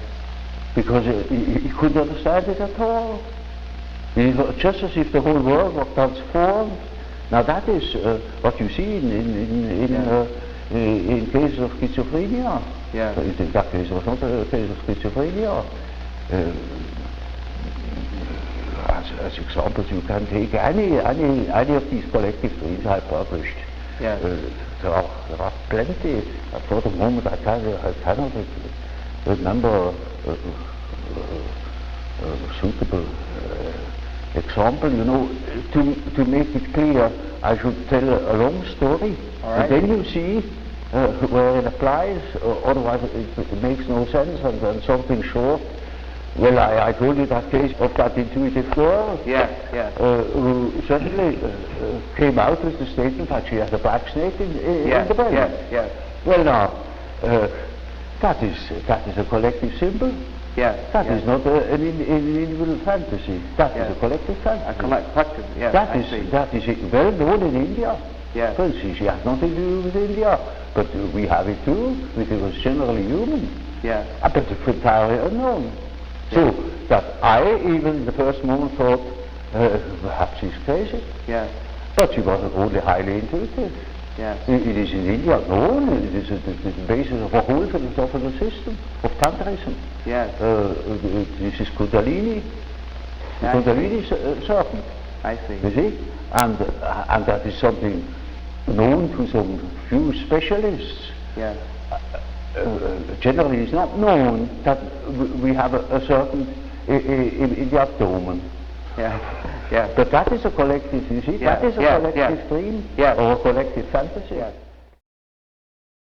Now, in day-to-day living, the individual, is it possible that things that trouble him and cause tension that he represses? Now, these things that he represses will become part of the personal unconscious. Yes, part of the personal unconscious. Yes, you see, he doesn't repress consciously always. Yes. These things disappear simply, disappear, and Freud explains that by an act of repression. Yes. But you can prove that these things never have been conscious before. Yes. They simply don't appear. I see. And you don't know why they don't appear. Of course, après le coup, you can say, when it comes up, you can say, that is why they didn't appear, because they were disagreeable or incompatible with his conscious views, with his conscious attitude. I see. But that is afterwards. You couldn't predict it. Yes. So you see, these things that have an emotional tone, yes, they are partially autonomous. Yes. So that they can appear, or the contrary, they do not appear. Yes. They can disappear at wish, not of the subject, but of their own. Yes. Or you also can repress them. Yes. But it is so the same with projections. For instance, people say one makes projections. Yes. It's nonsense. One doesn't make them. One finds them. Yes. That are already there, because the unconscious is here not conscious, but there it is conscious. Yes. In my brother. Yes. I see the beam of my eye as a splinter in my brother's eye. I see. You see? I see. And that is right there, because I am unconscious of the beam in my eye. I see. You see, the projections are not made, and so these disappearances or these so-called repressions are just like projections. They, instead of being projected into somebody or into something outside, they are introjected. They are already unconscious. Already unconscious. I see. But you are not the one that is doing it. I see. There are cases, sure, but I should say the majority of cases are no repressions. Yes. That was my first point of litigation with Freud. Yes. I saw in the association experiment that certain complexes are quite certainly not repressed. They simply won't appear. Yes. Because you see, the unconscious is real. Yes. It is an entity. It works by itself. It is autonomous. Yes, I see. So, in a sense, in looking at the so-called defense mechanisms that the orthodox psychoanalysts speak of, like projection, rationalization, and so on and so forth, then, in a sense, where you would differ from the orthodox psychoanalytic view, you would not say then that they are a repressed type of way of defending a manner in which the ego is being defended, but rather you would say that they were already there. Yes. They're simply manifestations of patterns that are already present in the unconscious. Yes, and for instance, take that example of that serpent. That never has been repressed, otherwise it should have been conscious to her. It was exactly unconscious to her, Yes. and it only appeared in her fantasy. Yes, I see. It appeared spontaneously. Yes. She didn't know how she came to it. Yes. She said, well, I just saw it. Yes. Now, some of the Orthodox psychoanalysts might have said that this was a phallic symbol. Oh, yes, Yes. of course, but you can say anything. Yes. You can say a church spire is a phallic symbol. Yes. But when you dream of a penis, what is that? Yes. You know what an analyst said? Yes. One of the Orthodox, Yes. the old guard. Yes. He said, in this case the sensor has not functioned. Yes. Now, we call that a scientific explanation. Well, Professor Jung, in our several interesting discussions so far, a great deal of our talk has been some of the very fundamental aspects of your theory, your writing, and of course, purpose in getting some of your reactions to these fundamental ideas, so that our students, many of whom have not had an opportunity to study a great deal of your work, might sort of be introduced to some of your ideas from you personally, which of course is probably the best way they possibly could be. Now, first, as one looks over your work, one is impressed with a much broader scope, of course, and just the beginning fundamental outline of a theory of personality. Well, of course, when you study human psychology, you can't help noticing that man's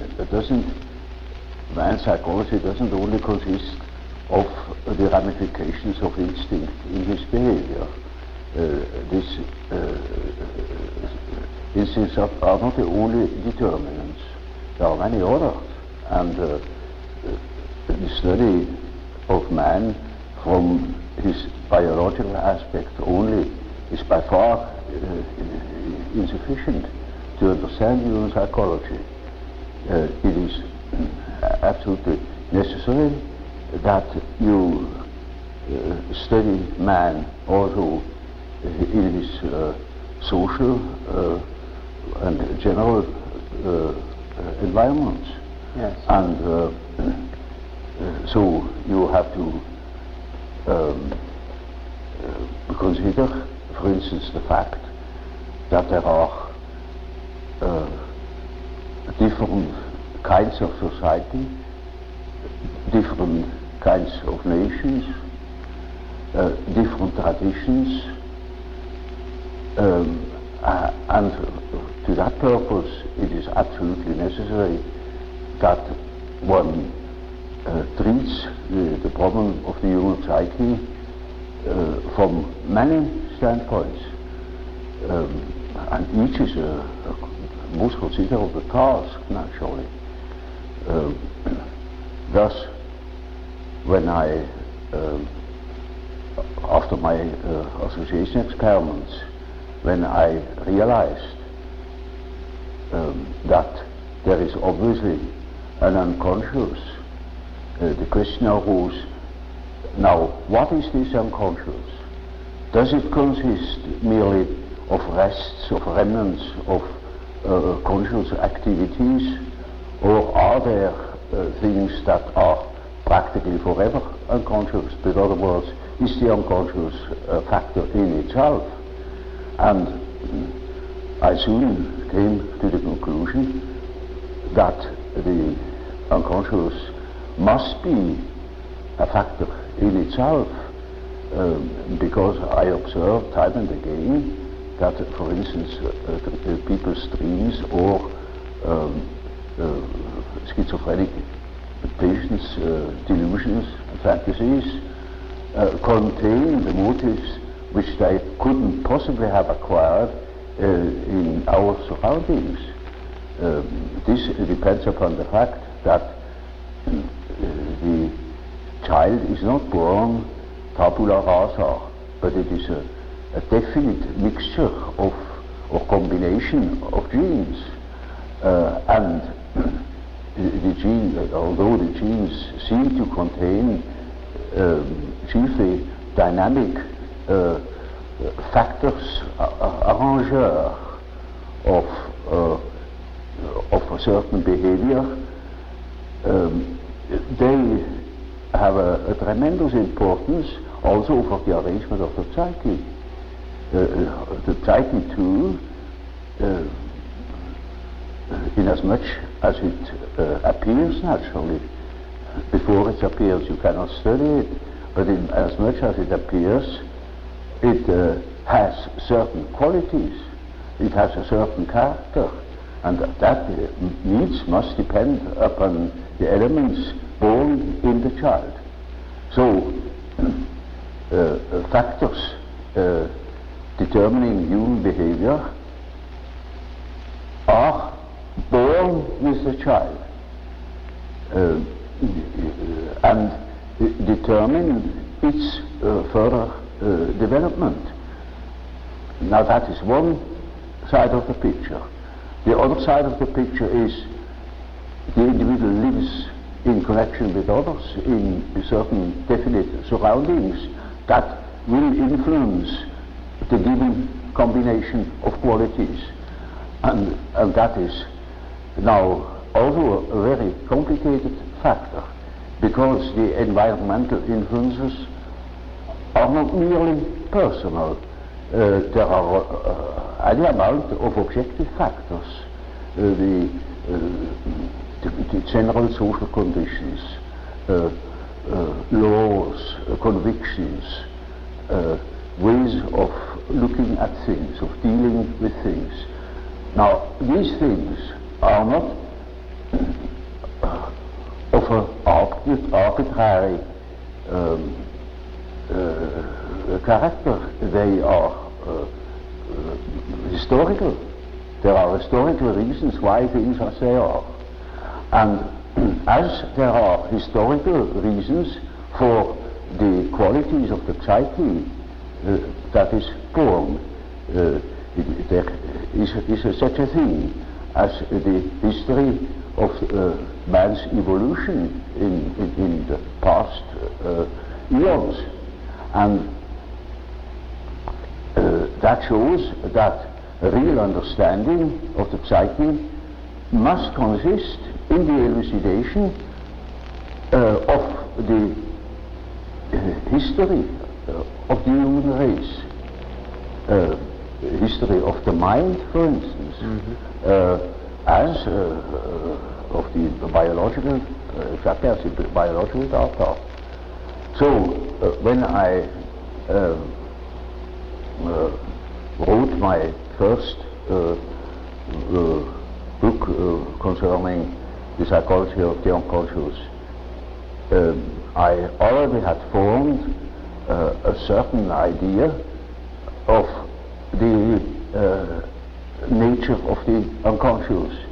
To me it was then a living remnant of the original history of man, living in his surroundings. A very complicated picture. Of course, you brought up many very interesting and provocative ideas here, as you have, of course, in your many thousands of pages of writing and written work.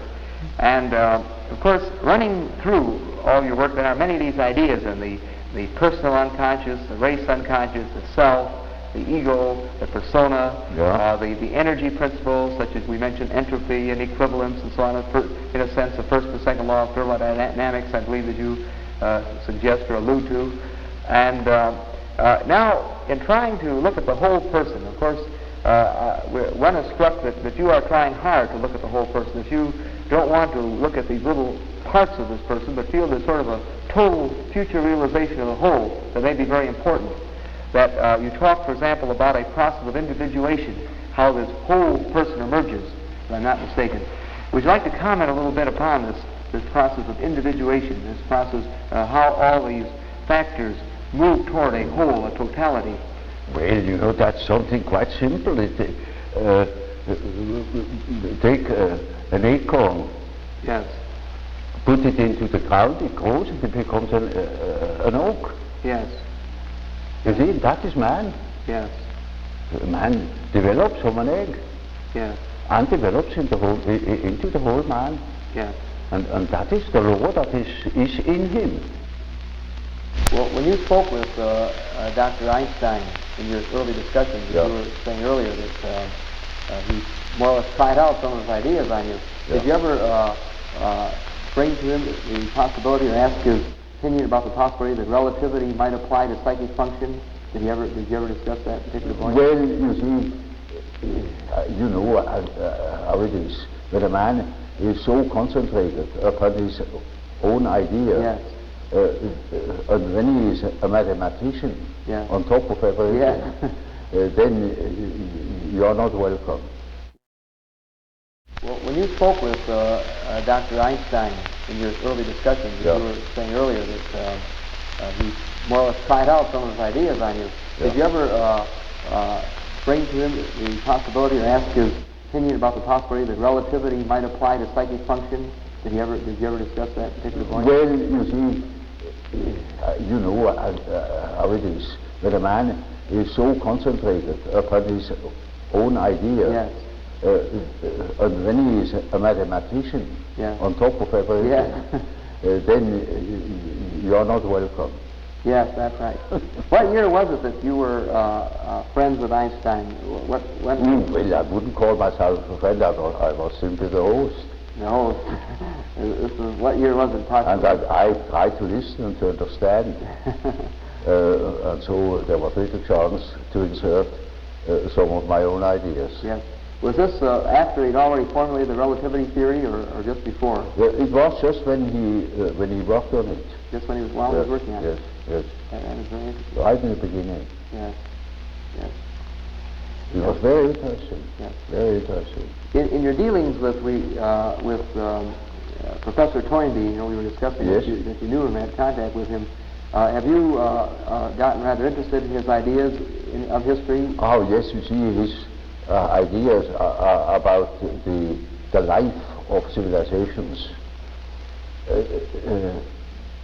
That is ruled by archetypal forms.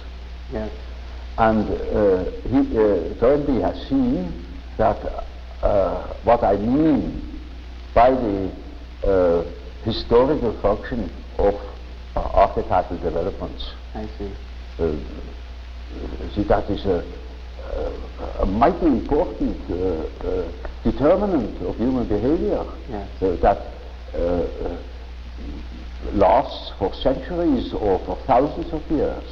Yes. And expresses itself in symbols. Yes.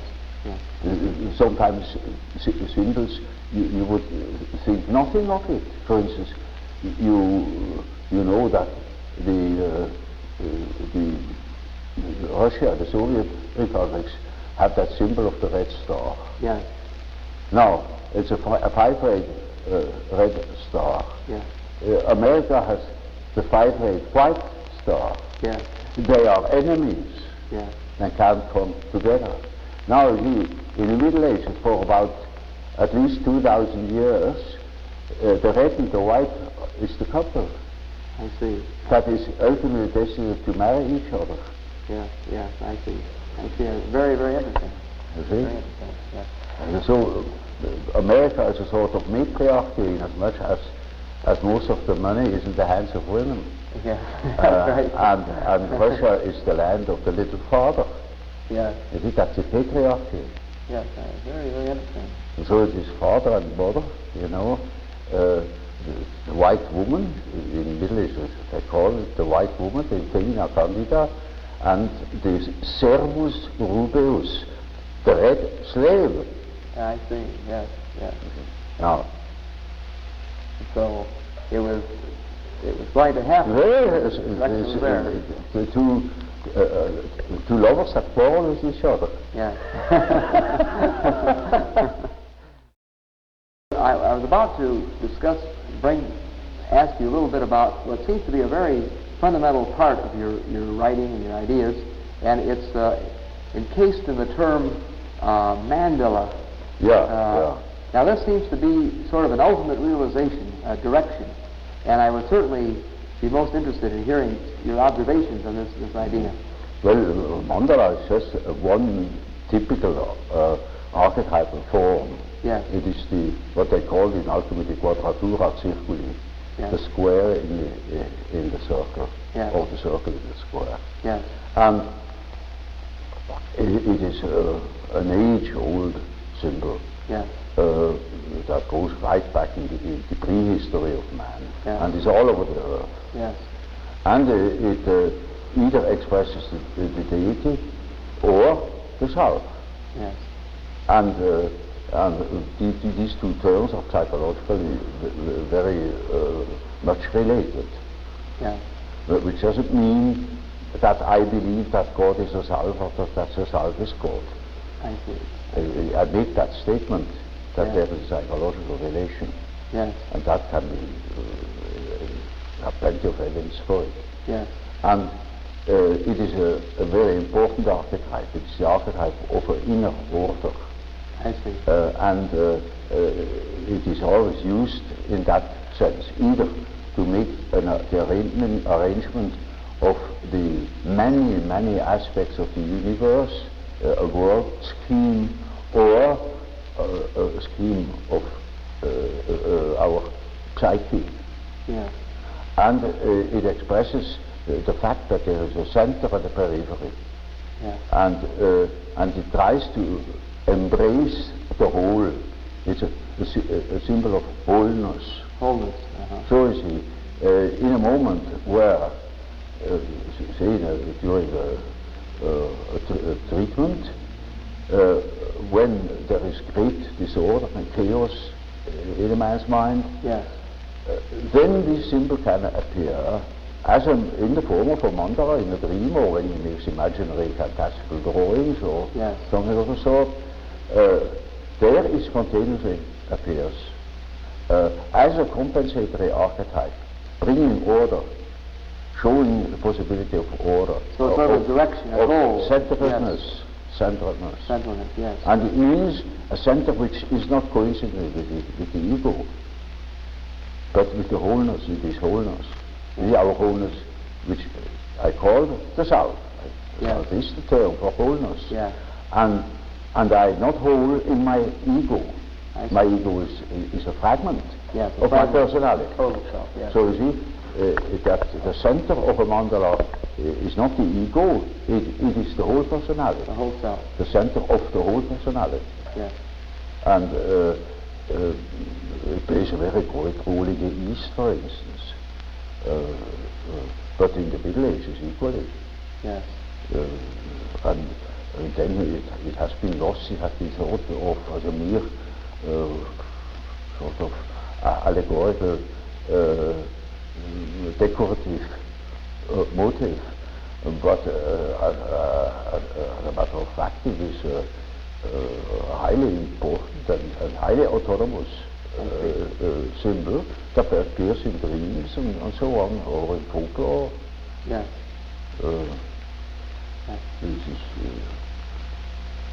This is what could easily say the main archetype.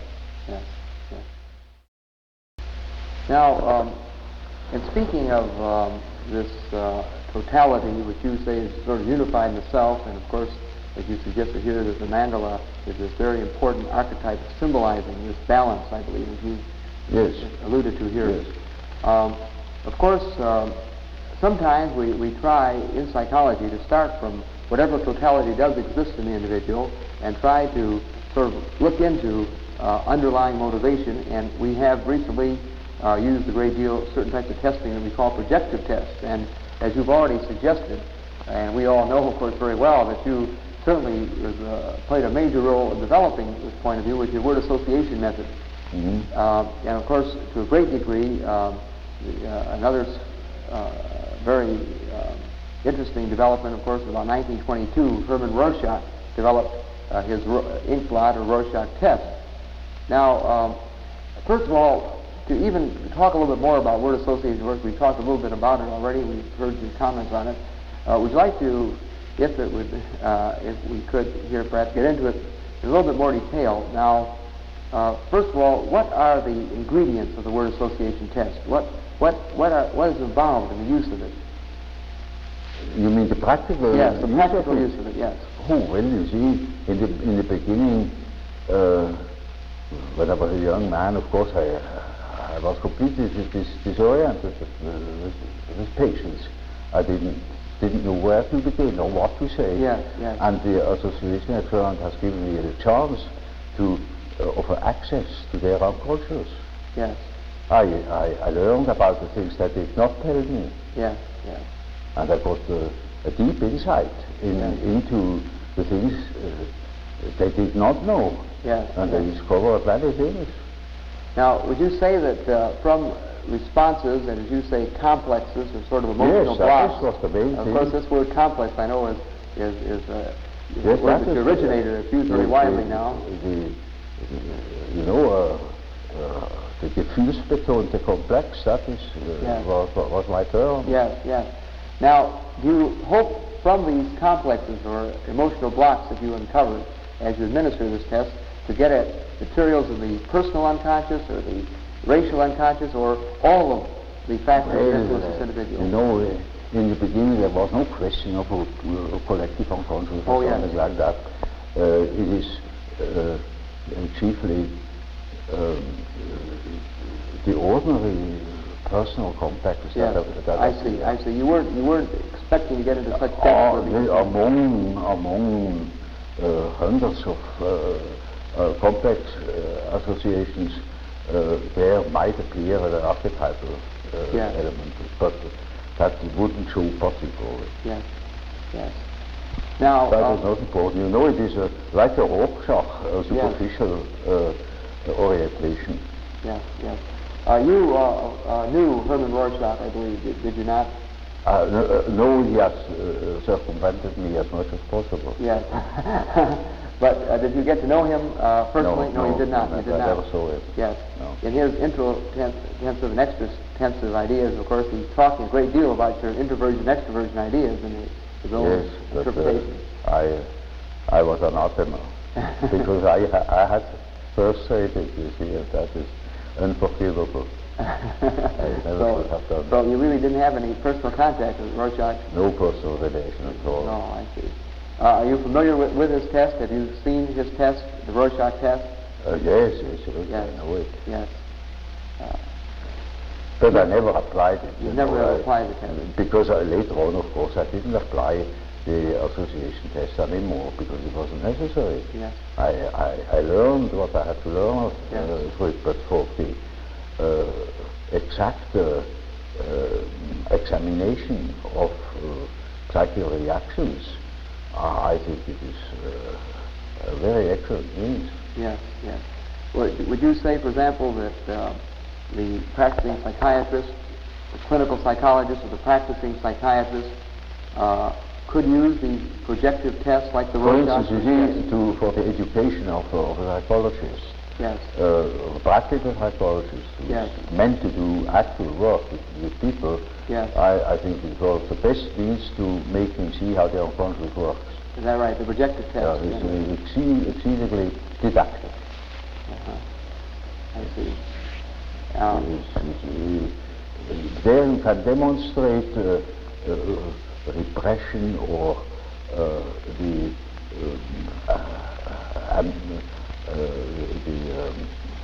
amnestic phenomena, the way in which people cover their emotions and so on. Yes, yes. It is like an ordinary conversation,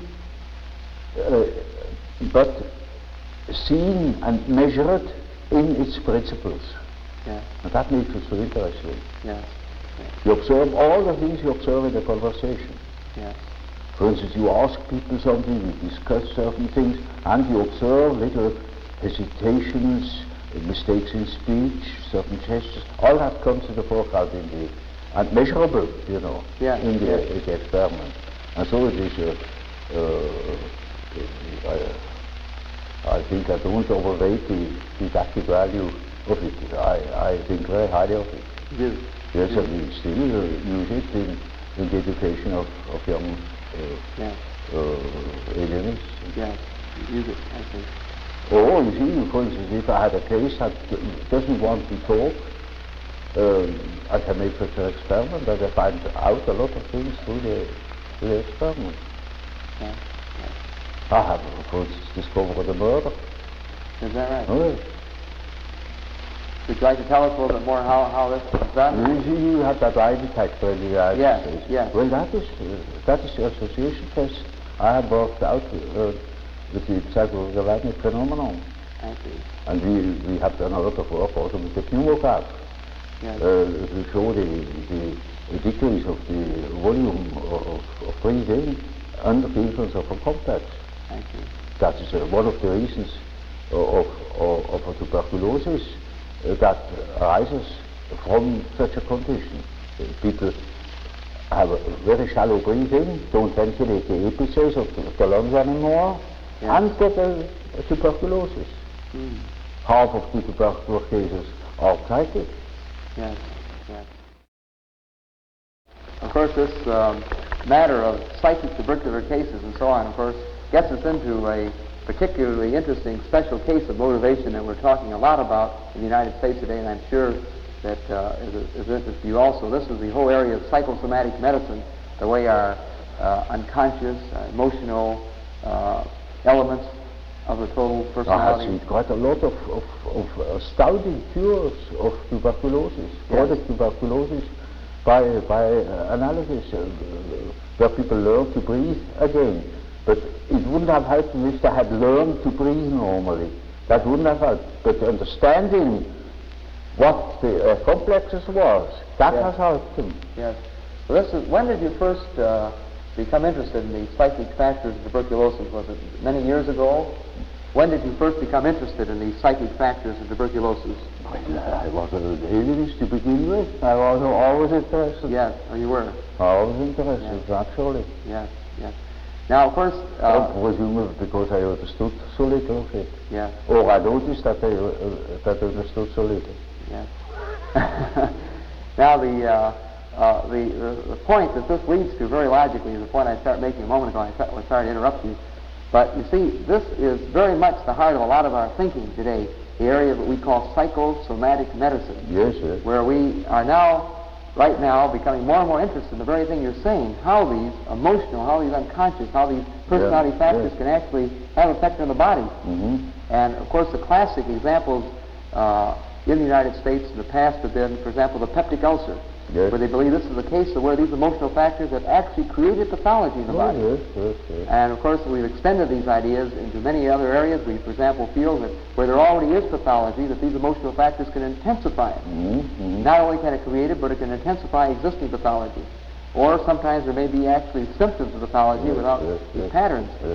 Now, for example, many of our physicians, or as you say, alienists in America, say that 60 or 70% of their patients are not individuals who have anything that really physically is wrong with them, but they have disorders that are of psychosomatic origin. Yeah, that's well known. Well, yes. Known since more than 50 years. Yes. But the question is how to cure them. Now, what is the, speaking of these psychosomatic disturbances, and as you say, tuberculosis would be one example, and we are now, of course, very interested in further research in this matter in the United States, and for that matter in other parts of the world. Do you have any ideas as to why the patient selects this type of symptom for a problem? Why does he show his problem? He doesn't select them. He doesn't they select happen them. to him. They happen to him. Mm-hmm. Now, you could ask us as well, when you are eaten by a crocodile, how you happen to select that crocodile. Yes. Now, it has selected you. Yes. Now, of course, we mean this in a sense that unconsciously, why is selected? No, not even unconsciously. Not even consciously. Not even unconsciously. Yes. In other words, you don't believe that there's any way of tracing in the personality of the individual a reason why he must... You see, that is an extraordinary exaggeration of the importance of the subject. I see. As if he were choosing such things. Even unconsciously. They get him. Yes. Even unconsciously, there isn't this degree of free will. Yes, I see. Now, in the whole matter of psychosomatic medicine, they have now, for example, very recently hinted that cancer may have psychosomatic involvement. Yes. This doesn't surprise you? That Not at all. We know these things since long, you know. That 50 years ago, we already had these cases, you know, ulcer of the stomach, tuberculosis, chronic arthritis, skin diseases. Yes. All psychogenous under certain conditions. Yes. And even cancer, the fact that cancer may have... Well, you see, I couldn't swear. Yes. But I have seen cases where I thought, now, I should wonder whether there was not a psychogenic reason for that particular ailment. It came too conveniently. Too conveniently. Yeah. And so some of the studies that, for example, in the United States show that, for example, Jewish women practically never get cancer in the vaginal regions. Yes. We're more often to get cancer, say, in the breast regions, yes. as one example. Yes. And many things can be found out about cancer, I'm sure. You see, to us it was always a question how to treat these things, and anything is possible. Every disease has a psychological accompaniment. Yes. And it all depends, perhaps life depends upon it, whether you treat such a patient psychologically in the proper way or not. Yes. That can help tremendously. Yes. Even if you cannot prove in the least that the disease itself is psychogenous. Yes. Or you can have an infectious disease in a certain moment of a psychical ailment or predicament. Yes. Because you are particularly accessible to an infection. Yes. Because angina is such a typical psychological disease. Yes. Yes. Yet it is not psychological in its physical causation. Yes. Yes. It's just an infection. Yes. But why then? Well, it was a psychological moment. Yes. Yes. And you see, when it is established and there's high fever and an abscess, you cannot cure it by psychology. Yes. Yes. Yet it is quite possible that you can avoid it by a proper psychological attitude. Yes. Yes. So all of this interest in psychosomatic medicine is pretty old stuff to you. You've been watching this for a long time. These things are known here long ago. Yes. Yes. And so you're not at all surprised by the new developments. Well, for instance, yes. the toxic aspect of schizophrenia. Yes. I had published it 50 years ago. Yes. Just 50 years ago. Yes. Now one discovers it. Yes. You see, you are far ahead in America with technological things, but in psychological matters and such things, you're 50 years back. Yes. You simply don't understand it. And that's a fact. I'm sorry, you see, I don't want to, as a general collective statement, yes. You know, you simply are not yet aware of what there is. Yes.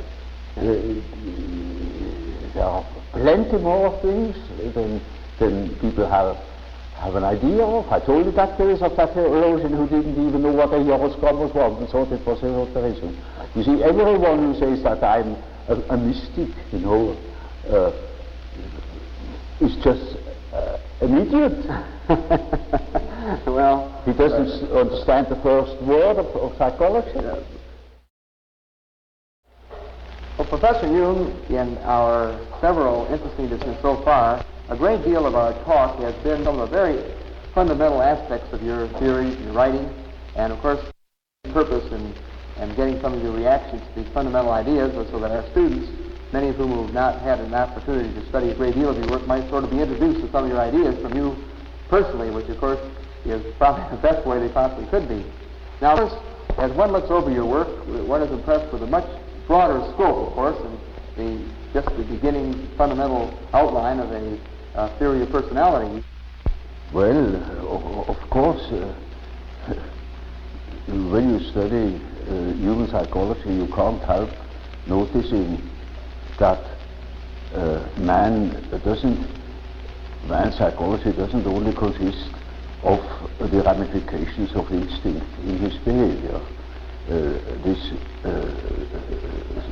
instincts are not the only determinants. There are many others, and the study of man from his biological aspect only is by far insufficient to understand human psychology. It is absolutely necessary that you study man also in his social and general environments. Yes. And so you have to consider, for instance, the fact that there are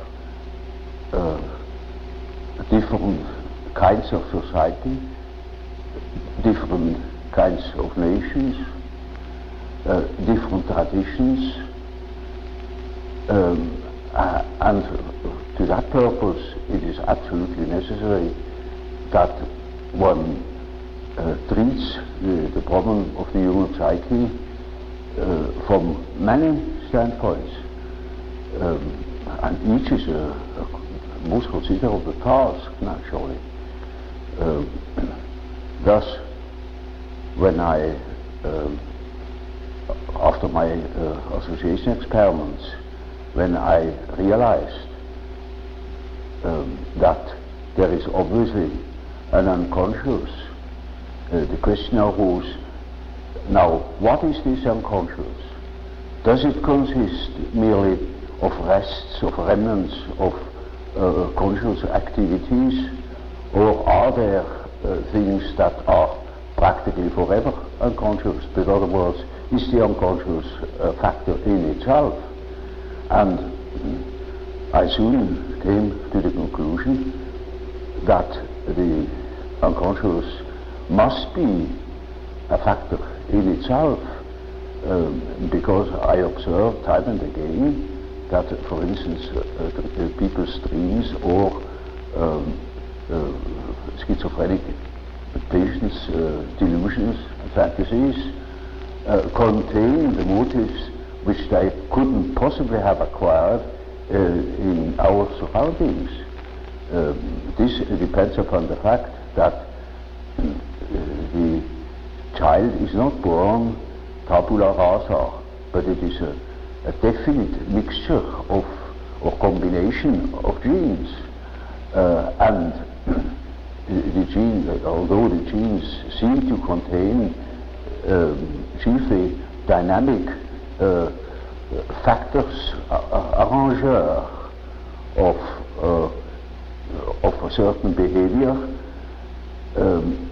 they have a tremendous importance also for the arrangement of the psyche. The psyche too, inasmuch as it appears naturally. Before it appears you cannot study it, but inasmuch as it appears, it has certain qualities, it has a certain character, and that needs must depend upon the elements born in the child. So factors determining human behavior are born with the child and determine its further development. Now that is one side of the picture. The other side of the picture is the individual lives in connection with others in certain definite surroundings that will influence the given combination of qualities, and that is now also a very complicated factor, because the environmental influences are not merely personal. There are any amount of objective factors, the general social conditions, laws, convictions, ways of looking at things, of dealing with things. Now, these things are not of an arbitrary character. They are historical. There are historical reasons why things are as they are. And as there are historical reasons for the qualities of the psyche that is born, there is such a thing as the history of man's evolution in the past eons. And that shows that a real understanding of the psyche must consist in the elucidation of the history of the human race, history of the mind, for instance, as of the biological, exactly as the biological data. So when I wrote my first book concerning the psychology of the unconscious, I already had formed a certain idea of the nature of the unconscious. To me it was then a living remnant of the original history of man, living in his surroundings. A very complicated picture. And my material then, my empirical material, was formed chiefly by lunatics, by cases of schizophrenia. And there I had observed that there are, chiefly in the beginning of a disease,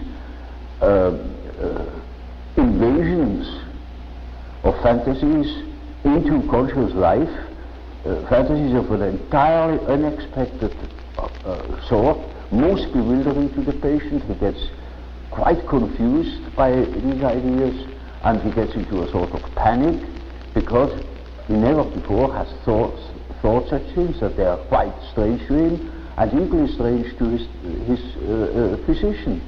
You see, the alien is equally dumbfounded by the peculiar character of those fantasies. And therefore one says that man is crazy. Crazy to think such things. Nobody thinks such things. And the patient agrees in a way with him. If he would at least agree, or he does even agree. And all the more he gets into a panic.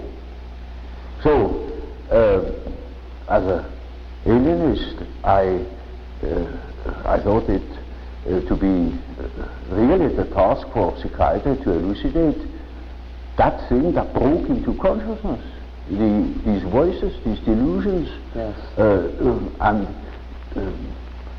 in those days, that is, mind you, more than 40 years ago, or almost 50 years ago, I had no hope to be able to treat these cases or to be able to help them, but I had a very great scientific curiosity, and I wanted to know what these things really were, because I thought that these things had a system. They were not merely chaotic, decayed material, because there was too much sense in those fantasies.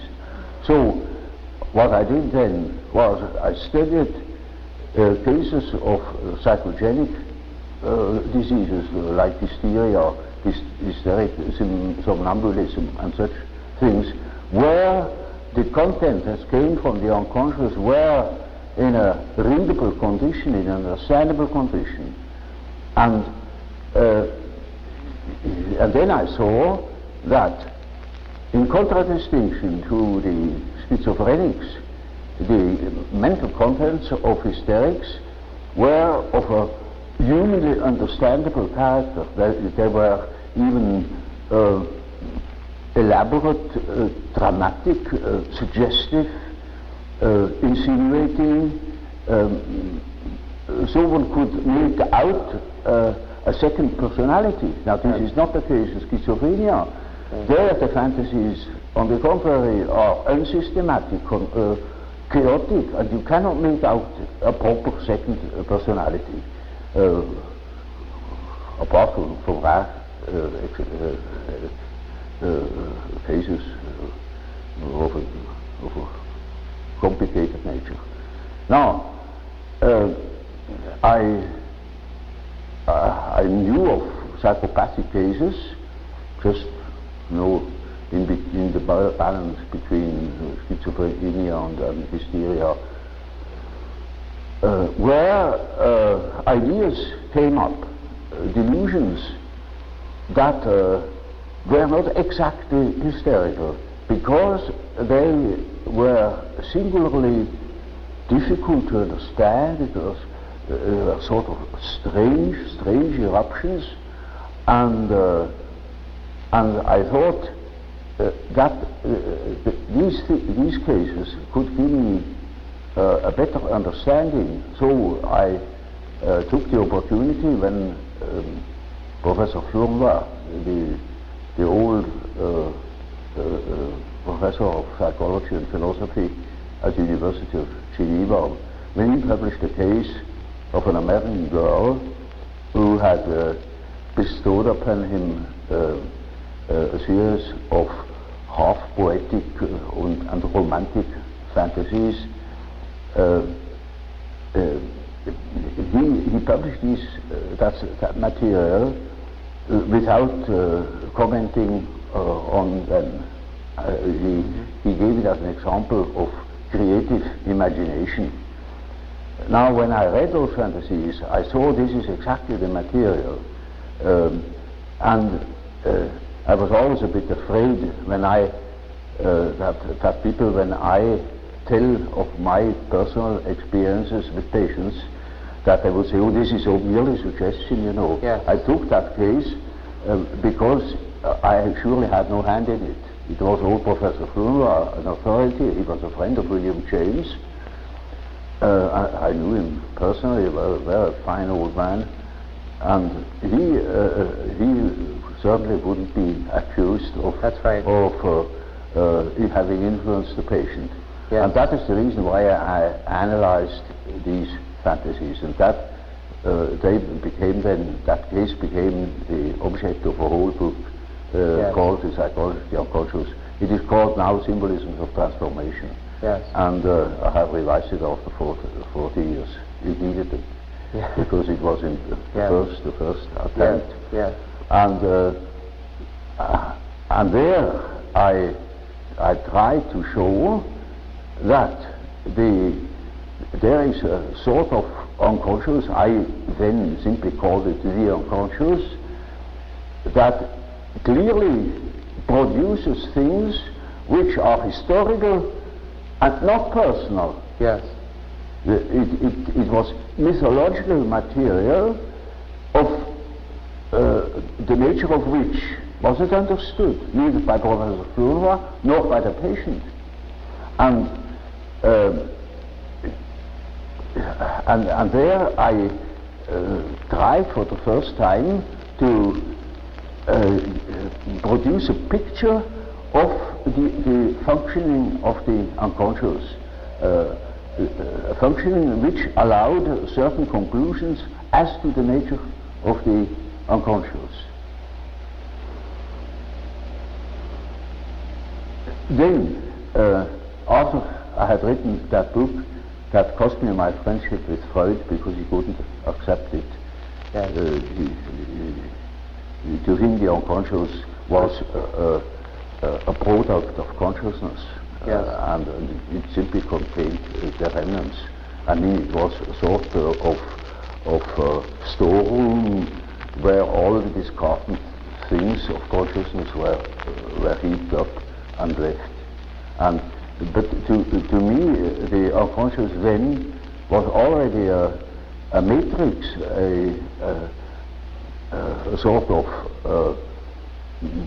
basis of consciousness of a creative nature, namely capable of autonomous acts, autonomous intrusions into consciousness. Yes. In other words, I took the existence of the unconscious for a real fact, or for a real autonomous factor capable of independent action. Yes. And now that was a problem, a psychological problem of the very first order. And that made me think, and furiously, because the whole of philosophy of our days has not yet recognized this fact, that we have a counter-actor in our unconscious, that in our psyche there are two. Consciousness is one factor, and there is another factor, equally important, that is the unconscious, that can interfere with consciousness any time it pleases. And of course I say to myself now, this is very uncomfortable, because I think I am the only master in my house, but I must admit that there is another somebody in that house that can play tricks. And I had to deal with the unfortunate victims of that interference every day in my patients. So the next thing I wrote was in 1918, namely a disquisition about the relations between the ego and the unconscious, where I tried to formulate the experiences that are more or less regularly observable in cases where a consciousness is exposed to unconscious data, or interferences or intrusions, where the unconscious is considered as an autonomous factor that has to be taken seriously, where one doesn't say anymore or undervalue the unconscious by assuming it is nothing but a discarded remnant of consciousness. It is a factor in its own dignity, and a very important factor, because it can create the most horrible disturbances. Now, when that was a pamphlet I wrote, it was published in French, and nobody understood it. I saw that the reason why nobody understands it is that while nobody has a similar experience, because the question hasn't been pursued to such an end, namely that one has taken the unconscious seriously and considered it as a real factor that can determine human behavior to a very considerable degree. Do you think that the humanities are important for the individual who wants to study the individual? One doesn't see what an education without humanities is doing to man. Yes.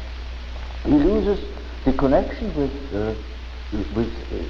his family, as it were. That means with the whole stem, the tribe, the connection with the past, that he lives in that in which man always has lived. Man has always lived in the myth. And we think we are able to be born today and to live in no myth, without history. That is a disease. That's absolutely abnormal, because man is not born every day. He is once born in a specific historical setting with the specific historical qualities And therefore he is only complete when he has a relation to these things. It's just as if you were born without eyes and ears, when you are growing up with no connection with the past. From the standpoint of natural science, you need no connection with the past. You can wipe it out. Yes. Yes. And that is a mutilation of the human being.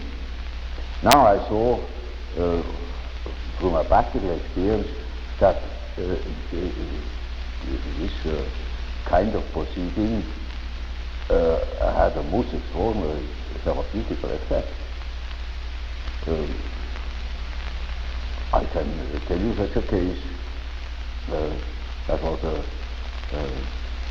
a young Jewish girl, and her father was a banker, and she had received an entirely worldly education. She had no idea of any tradition or so.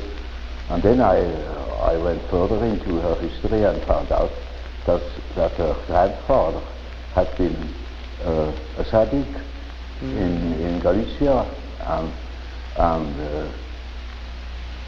and when I knew that, I knew the whole story. That girl suffered from a phobia, a terrific phobia. She has been in a psychoanalytic treatment already with no effect, and she was really badly plagued by that phobia, anxiety states of all sorts. And then I saw that girl has lost the connection with the past, has lost, for instance, the fact that her grandfather was a tzaddik, that he lived in the myth, and her father has fallen out of it too. So I simply told her, you understand what your fear is? You know what you have lost? And she didn't, of course not. I said, your fear is the fear of your way. You know, the effect was that within a week she was cured from so many years of bad anxiety states. Because you see, that went like a lightning through her. But I only could say it because I knew that she is absolutely lost. She thought she was in the middle of things, but she was lost, gone. Made no sense. Well, what is our existence? You know, when we are just average numbers. You know, the more you make people to average numbers, the more you destroy our society. Yes. The ideal state is then a slave state. Then you can go to Russia. There is wonderful. There you can be a number, but one pays it very dearly. Our whole life goes into blazes. Okay.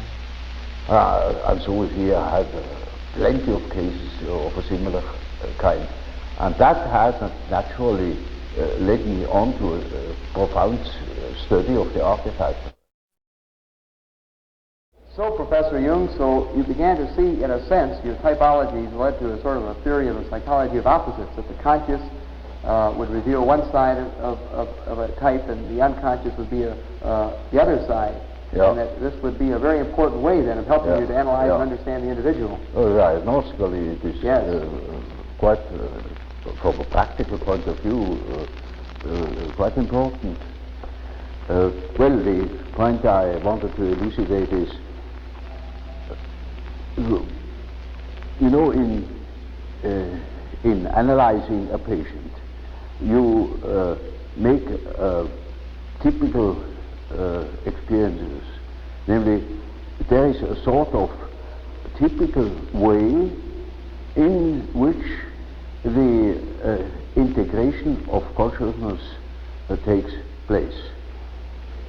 Namely, the average way is that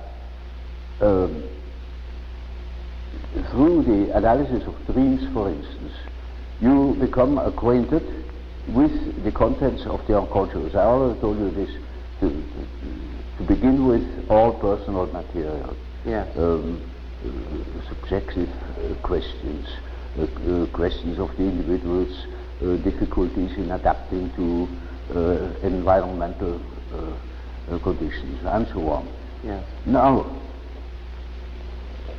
it is a regular observation that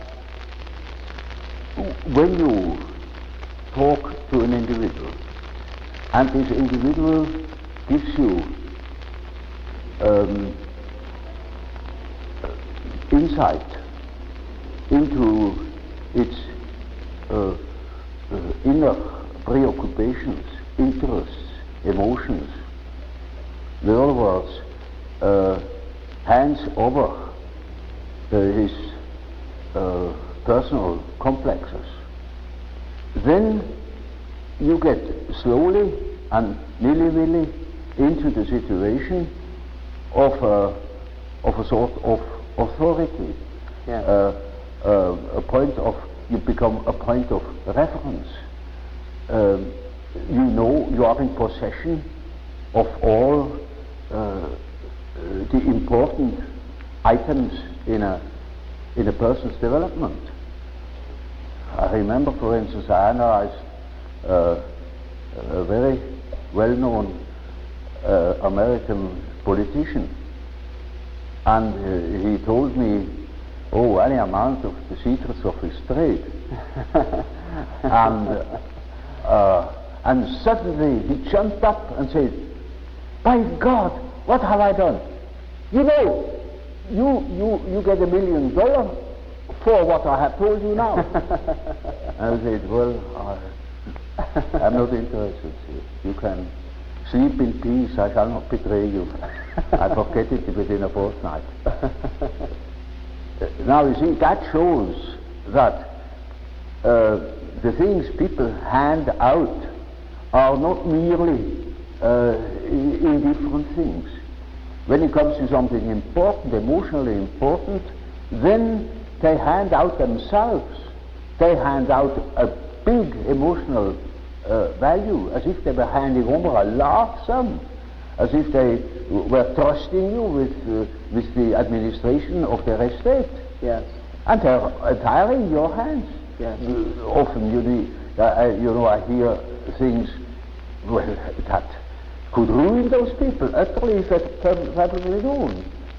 Or it would give me, if I should have any blackmailing tendencies, unlimited power to blackmail them.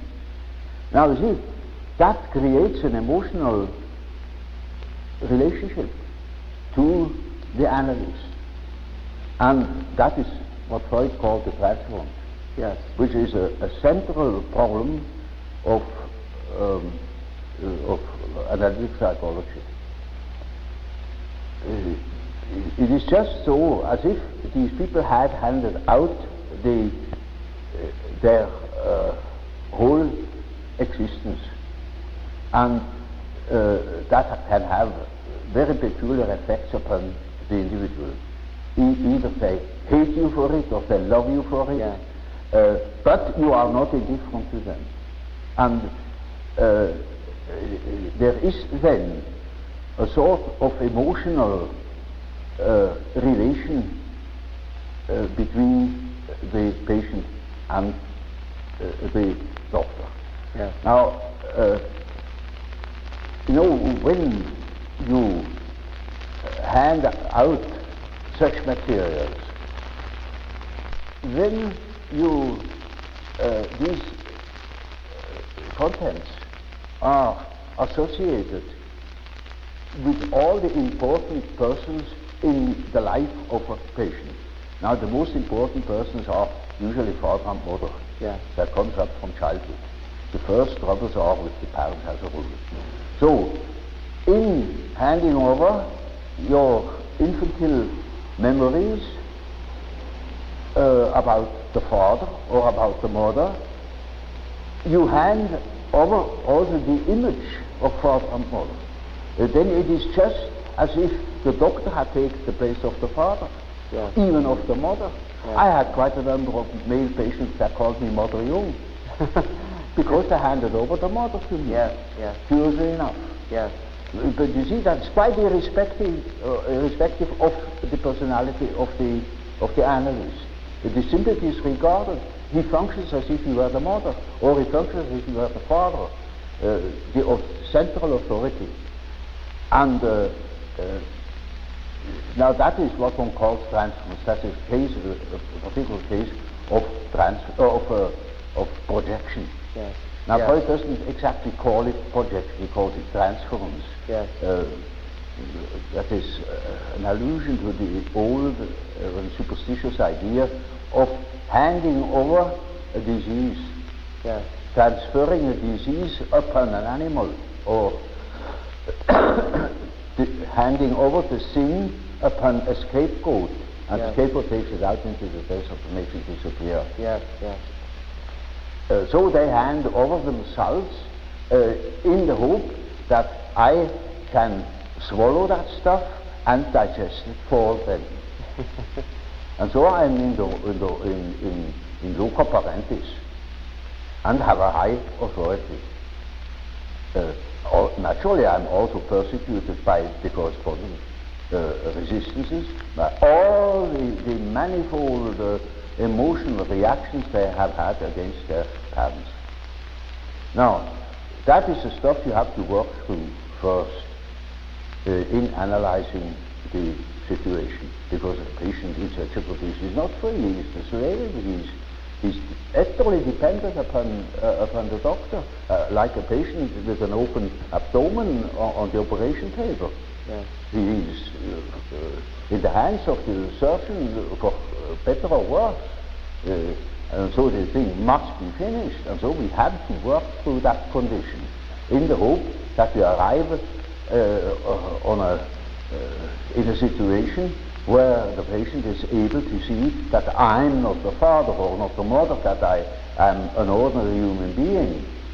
Now, everybody naturally should assume that such a thing would be possible. For instance, that a patient could arrive at such an insight when he's not a complete idiot, that I am just a doctor and not that emotional figure of their fantasies. But that is very often not the case. So I had a case that was an intelligent young woman. She was a student of philosophy, very good mind, where one could expect easily that she would see that I am not the parental authority. But she was utterly unable to get out of this delusion. And in such a case, one always has recourse to the dreams. It is just as if one would ask the unconscious, now what do you say to such a condition?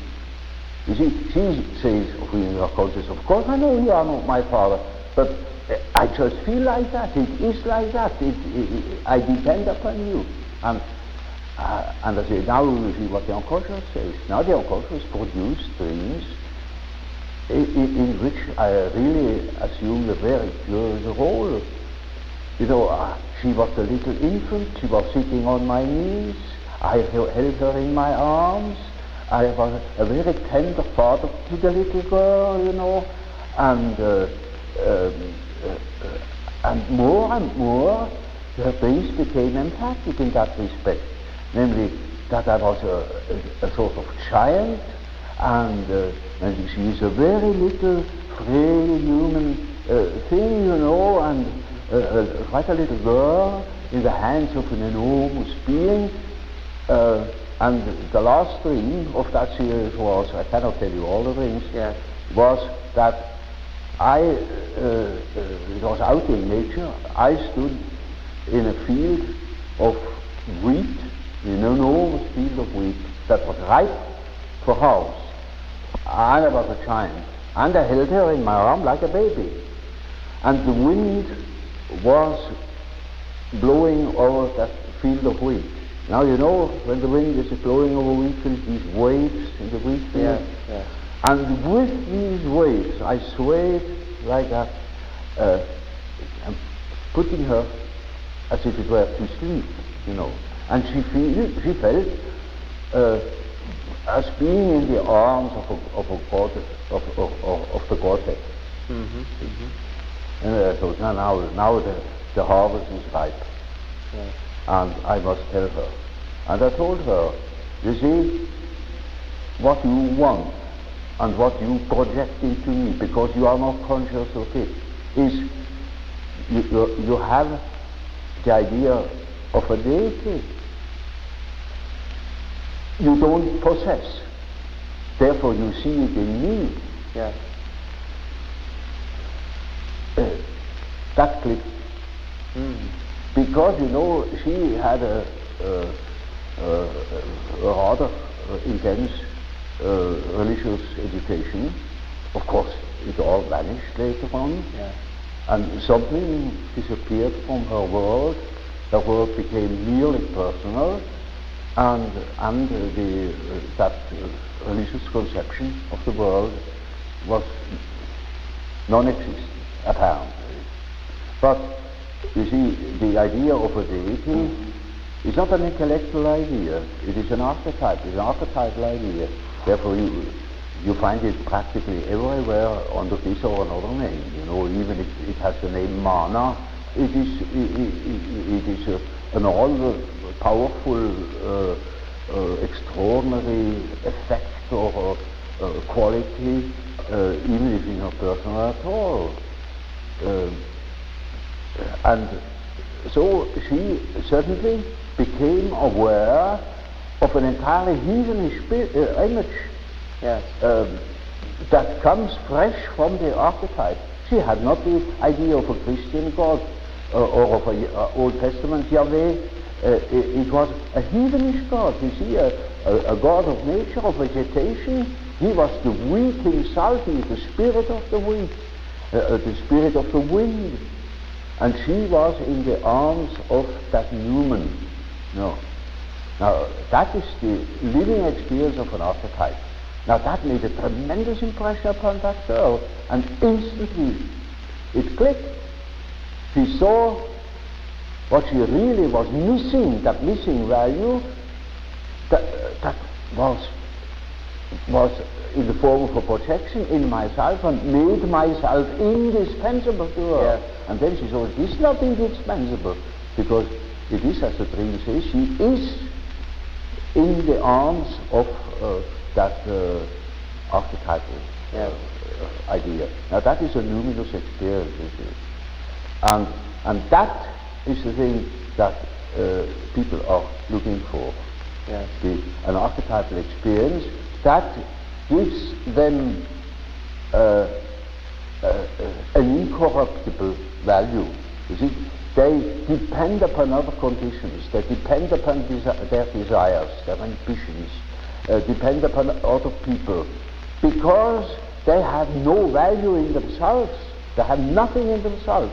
They are only rational, and they are not in the possession of a treasure that would make them independent. But when that girl can hold that experience, then she doesn't depend anymore. She cannot depend anymore, because that value is in herself. And that is a sort of liberation. Yeah. And that is, of course, makes her complete, you know. Inasmuch as she can realize such a luminous experience, she is able to continue her path, her way, her individuation. The acorn can become an oak and not a donkey. Nature will take her course. She will become that which she is from the beginning.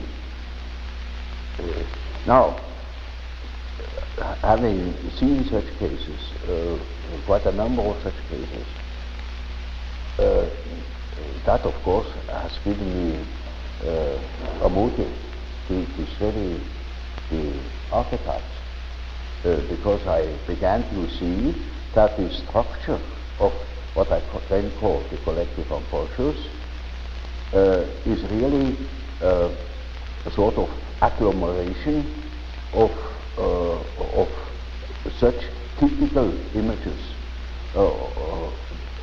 of which each has a numinous quality, you know.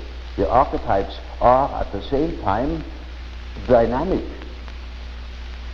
They are instinctual images that are not intellectually invented. They are always there, and they produce certain processes in the unconscious one could best compare with myth. That's the origin of mythology. Now, having seen such cases, quite a number of such cases, that of course has given me a motive to study the archetypes, because I began to see that the structure of what I then call the collective unconscious is really a sort of agglomeration of such typical images, of which each has a numinous quality, you know. The archetypes are at the same time dynamic. They are instinctual images that are not intellectually invented. They are always there, and they produce certain processes in the unconscious one could best compare with myth. That's the origin of mythology. Mythology is a pronouncing of series of images that formulate the life of archetypes. And so the statements of every religion, of many poets and so on, are statements about the inner mythological process, which is a necessity, because man is not complete if he is not conscious of that aspect of things. So, you see, a man is not complete when he lives in a world of statistical truth. He must live in a world of his biological truth. That is his biological truth. That is not merely statistics. It is the expression of what he really is, as what he feels himself.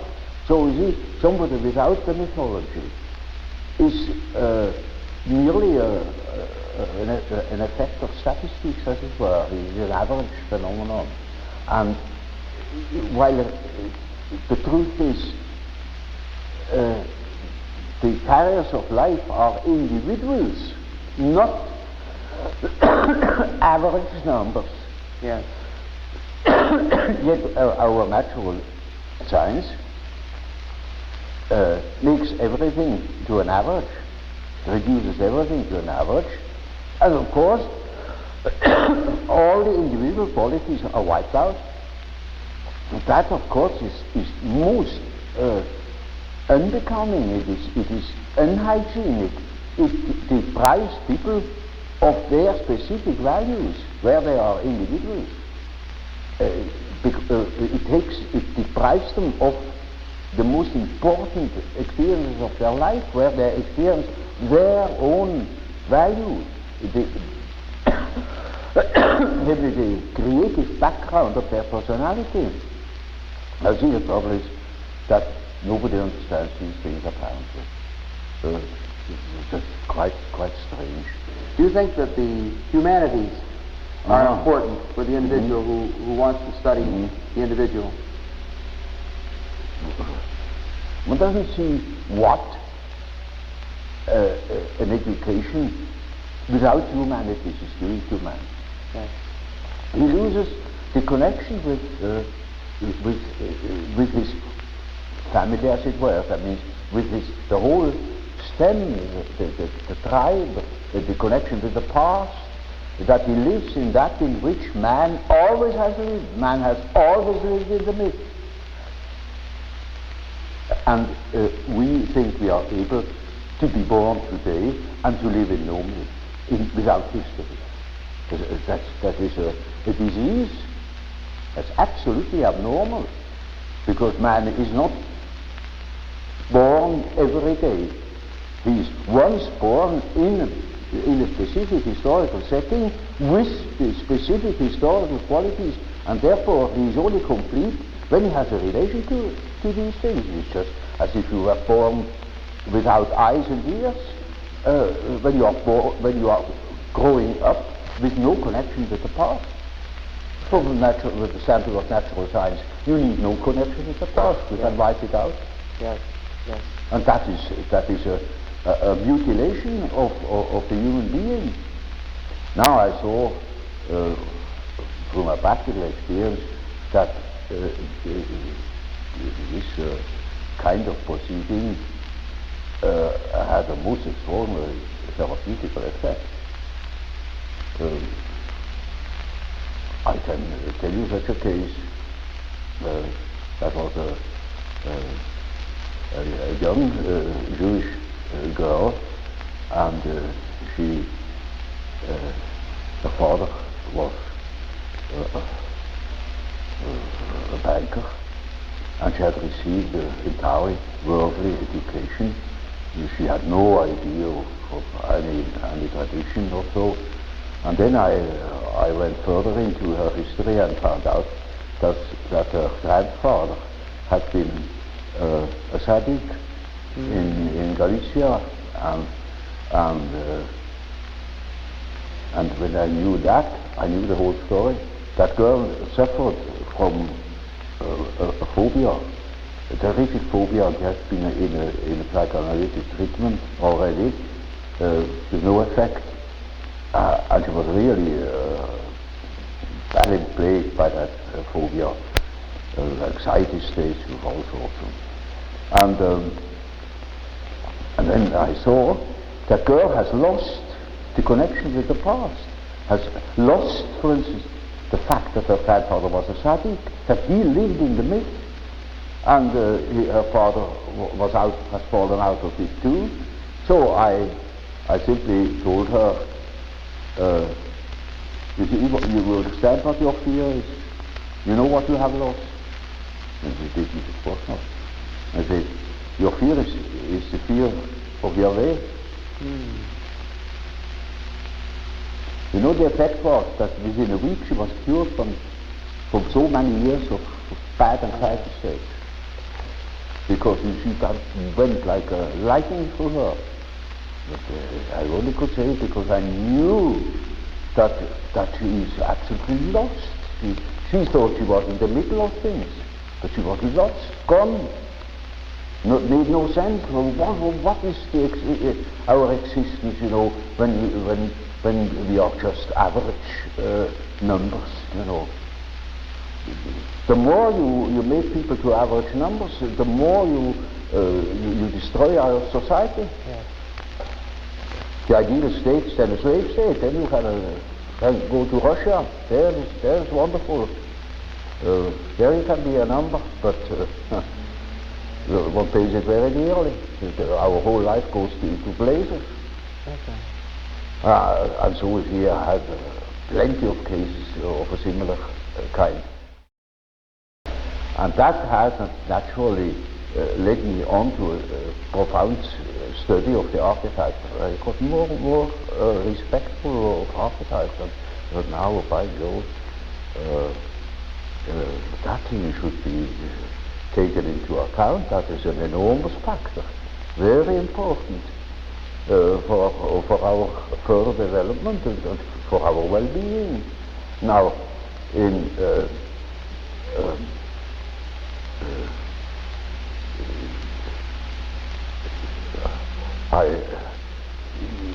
was of course difficult to know where to begin, because this is such an enormously extended field, and the next question I asked myself was, now where in the world has anybody been busy with that problem? And I found nobody, except a peculiar spiritual movement that went together with the beginnings of Christianity, namely the Gnostics. And that was the first thing I said when I saw. They were concerned with the problem of archetypes and made a peculiar philosophy of it. As everybody makes a peculiar philosophy of it when he comes across it naively and doesn't know that those are structural elements of the unconscious psyche. Now they have lived in the first, second, and third century, and what was in between? Nothing. And now today we certainly fall into that hole and are confronted by the problems of the collective unconscious, which were then the same in 2000 years ago, and we are not prepared to meet that problem. I was always looking for something in between, you know, something that linked that remote past with the present moment, and I found, to my amazement, it is alchemy. That is understood to be a history of chemistry. It is, one could almost say nothing less than that. It is a peculiar spiritual movement or philosophical movement. They call themselves philosophers, like Gnosticism. And then I read the whole accessible literature, Latin and Greek, studied it because it was enormously interesting.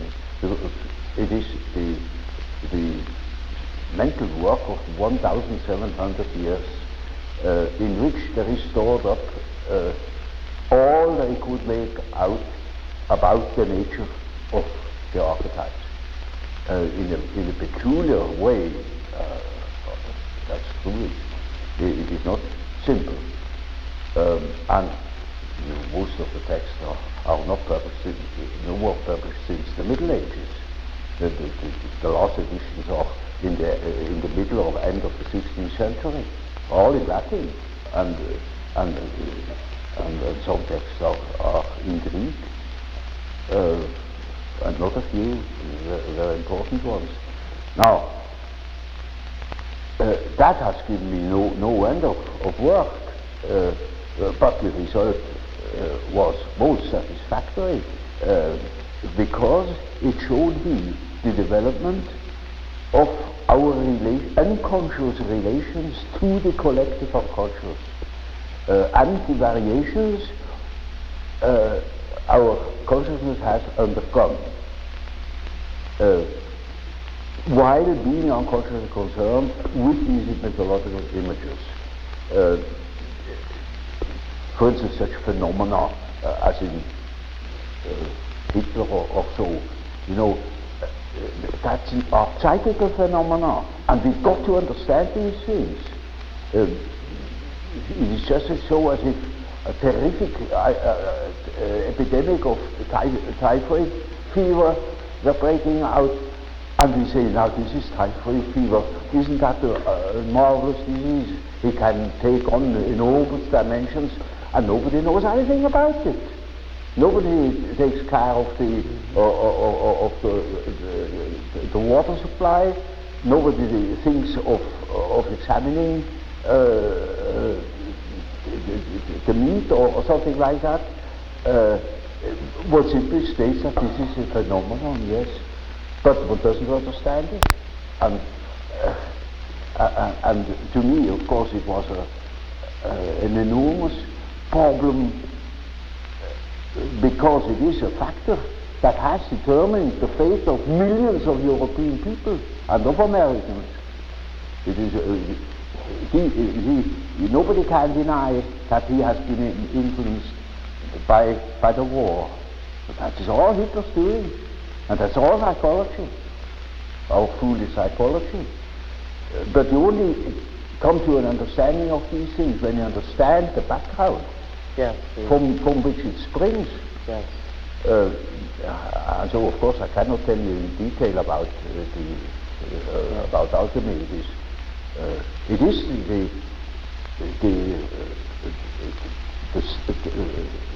the basis of our modern way of perceiving things, and therefore it is as if it were right under the threshold of consciousness. This is a wonderful picture of how the development of archetypes, that means the movement of archetypes, looks when you look upon them as if from above, maybe from today, you look back into the past and you see how the present moment has evolved out of the past. It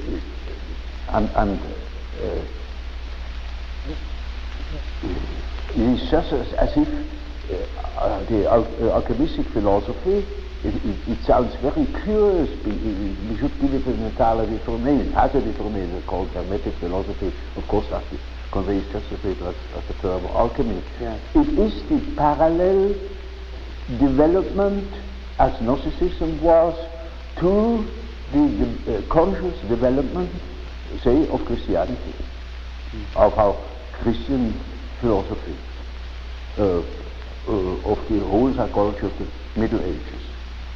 And so, you see, in our days, we have such and such view of the world, such and such a philosophy, but in the unconscious we have a different one. And that we can see through the example of the alchemistic philosophy that behaves towards the medieval consciousness exactly like the unconscious behaves to ourselves. And we can construct or even predict our the unconscious of our days when we know what it has been yesterday. Now that is, with a few words, the development of my ideas.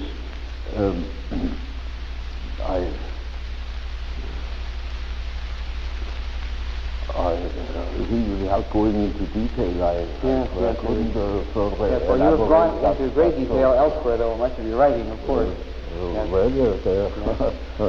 Well, people have to read the books finally, in spite of the fact that they are thick. And we're hoping. I'm sorry.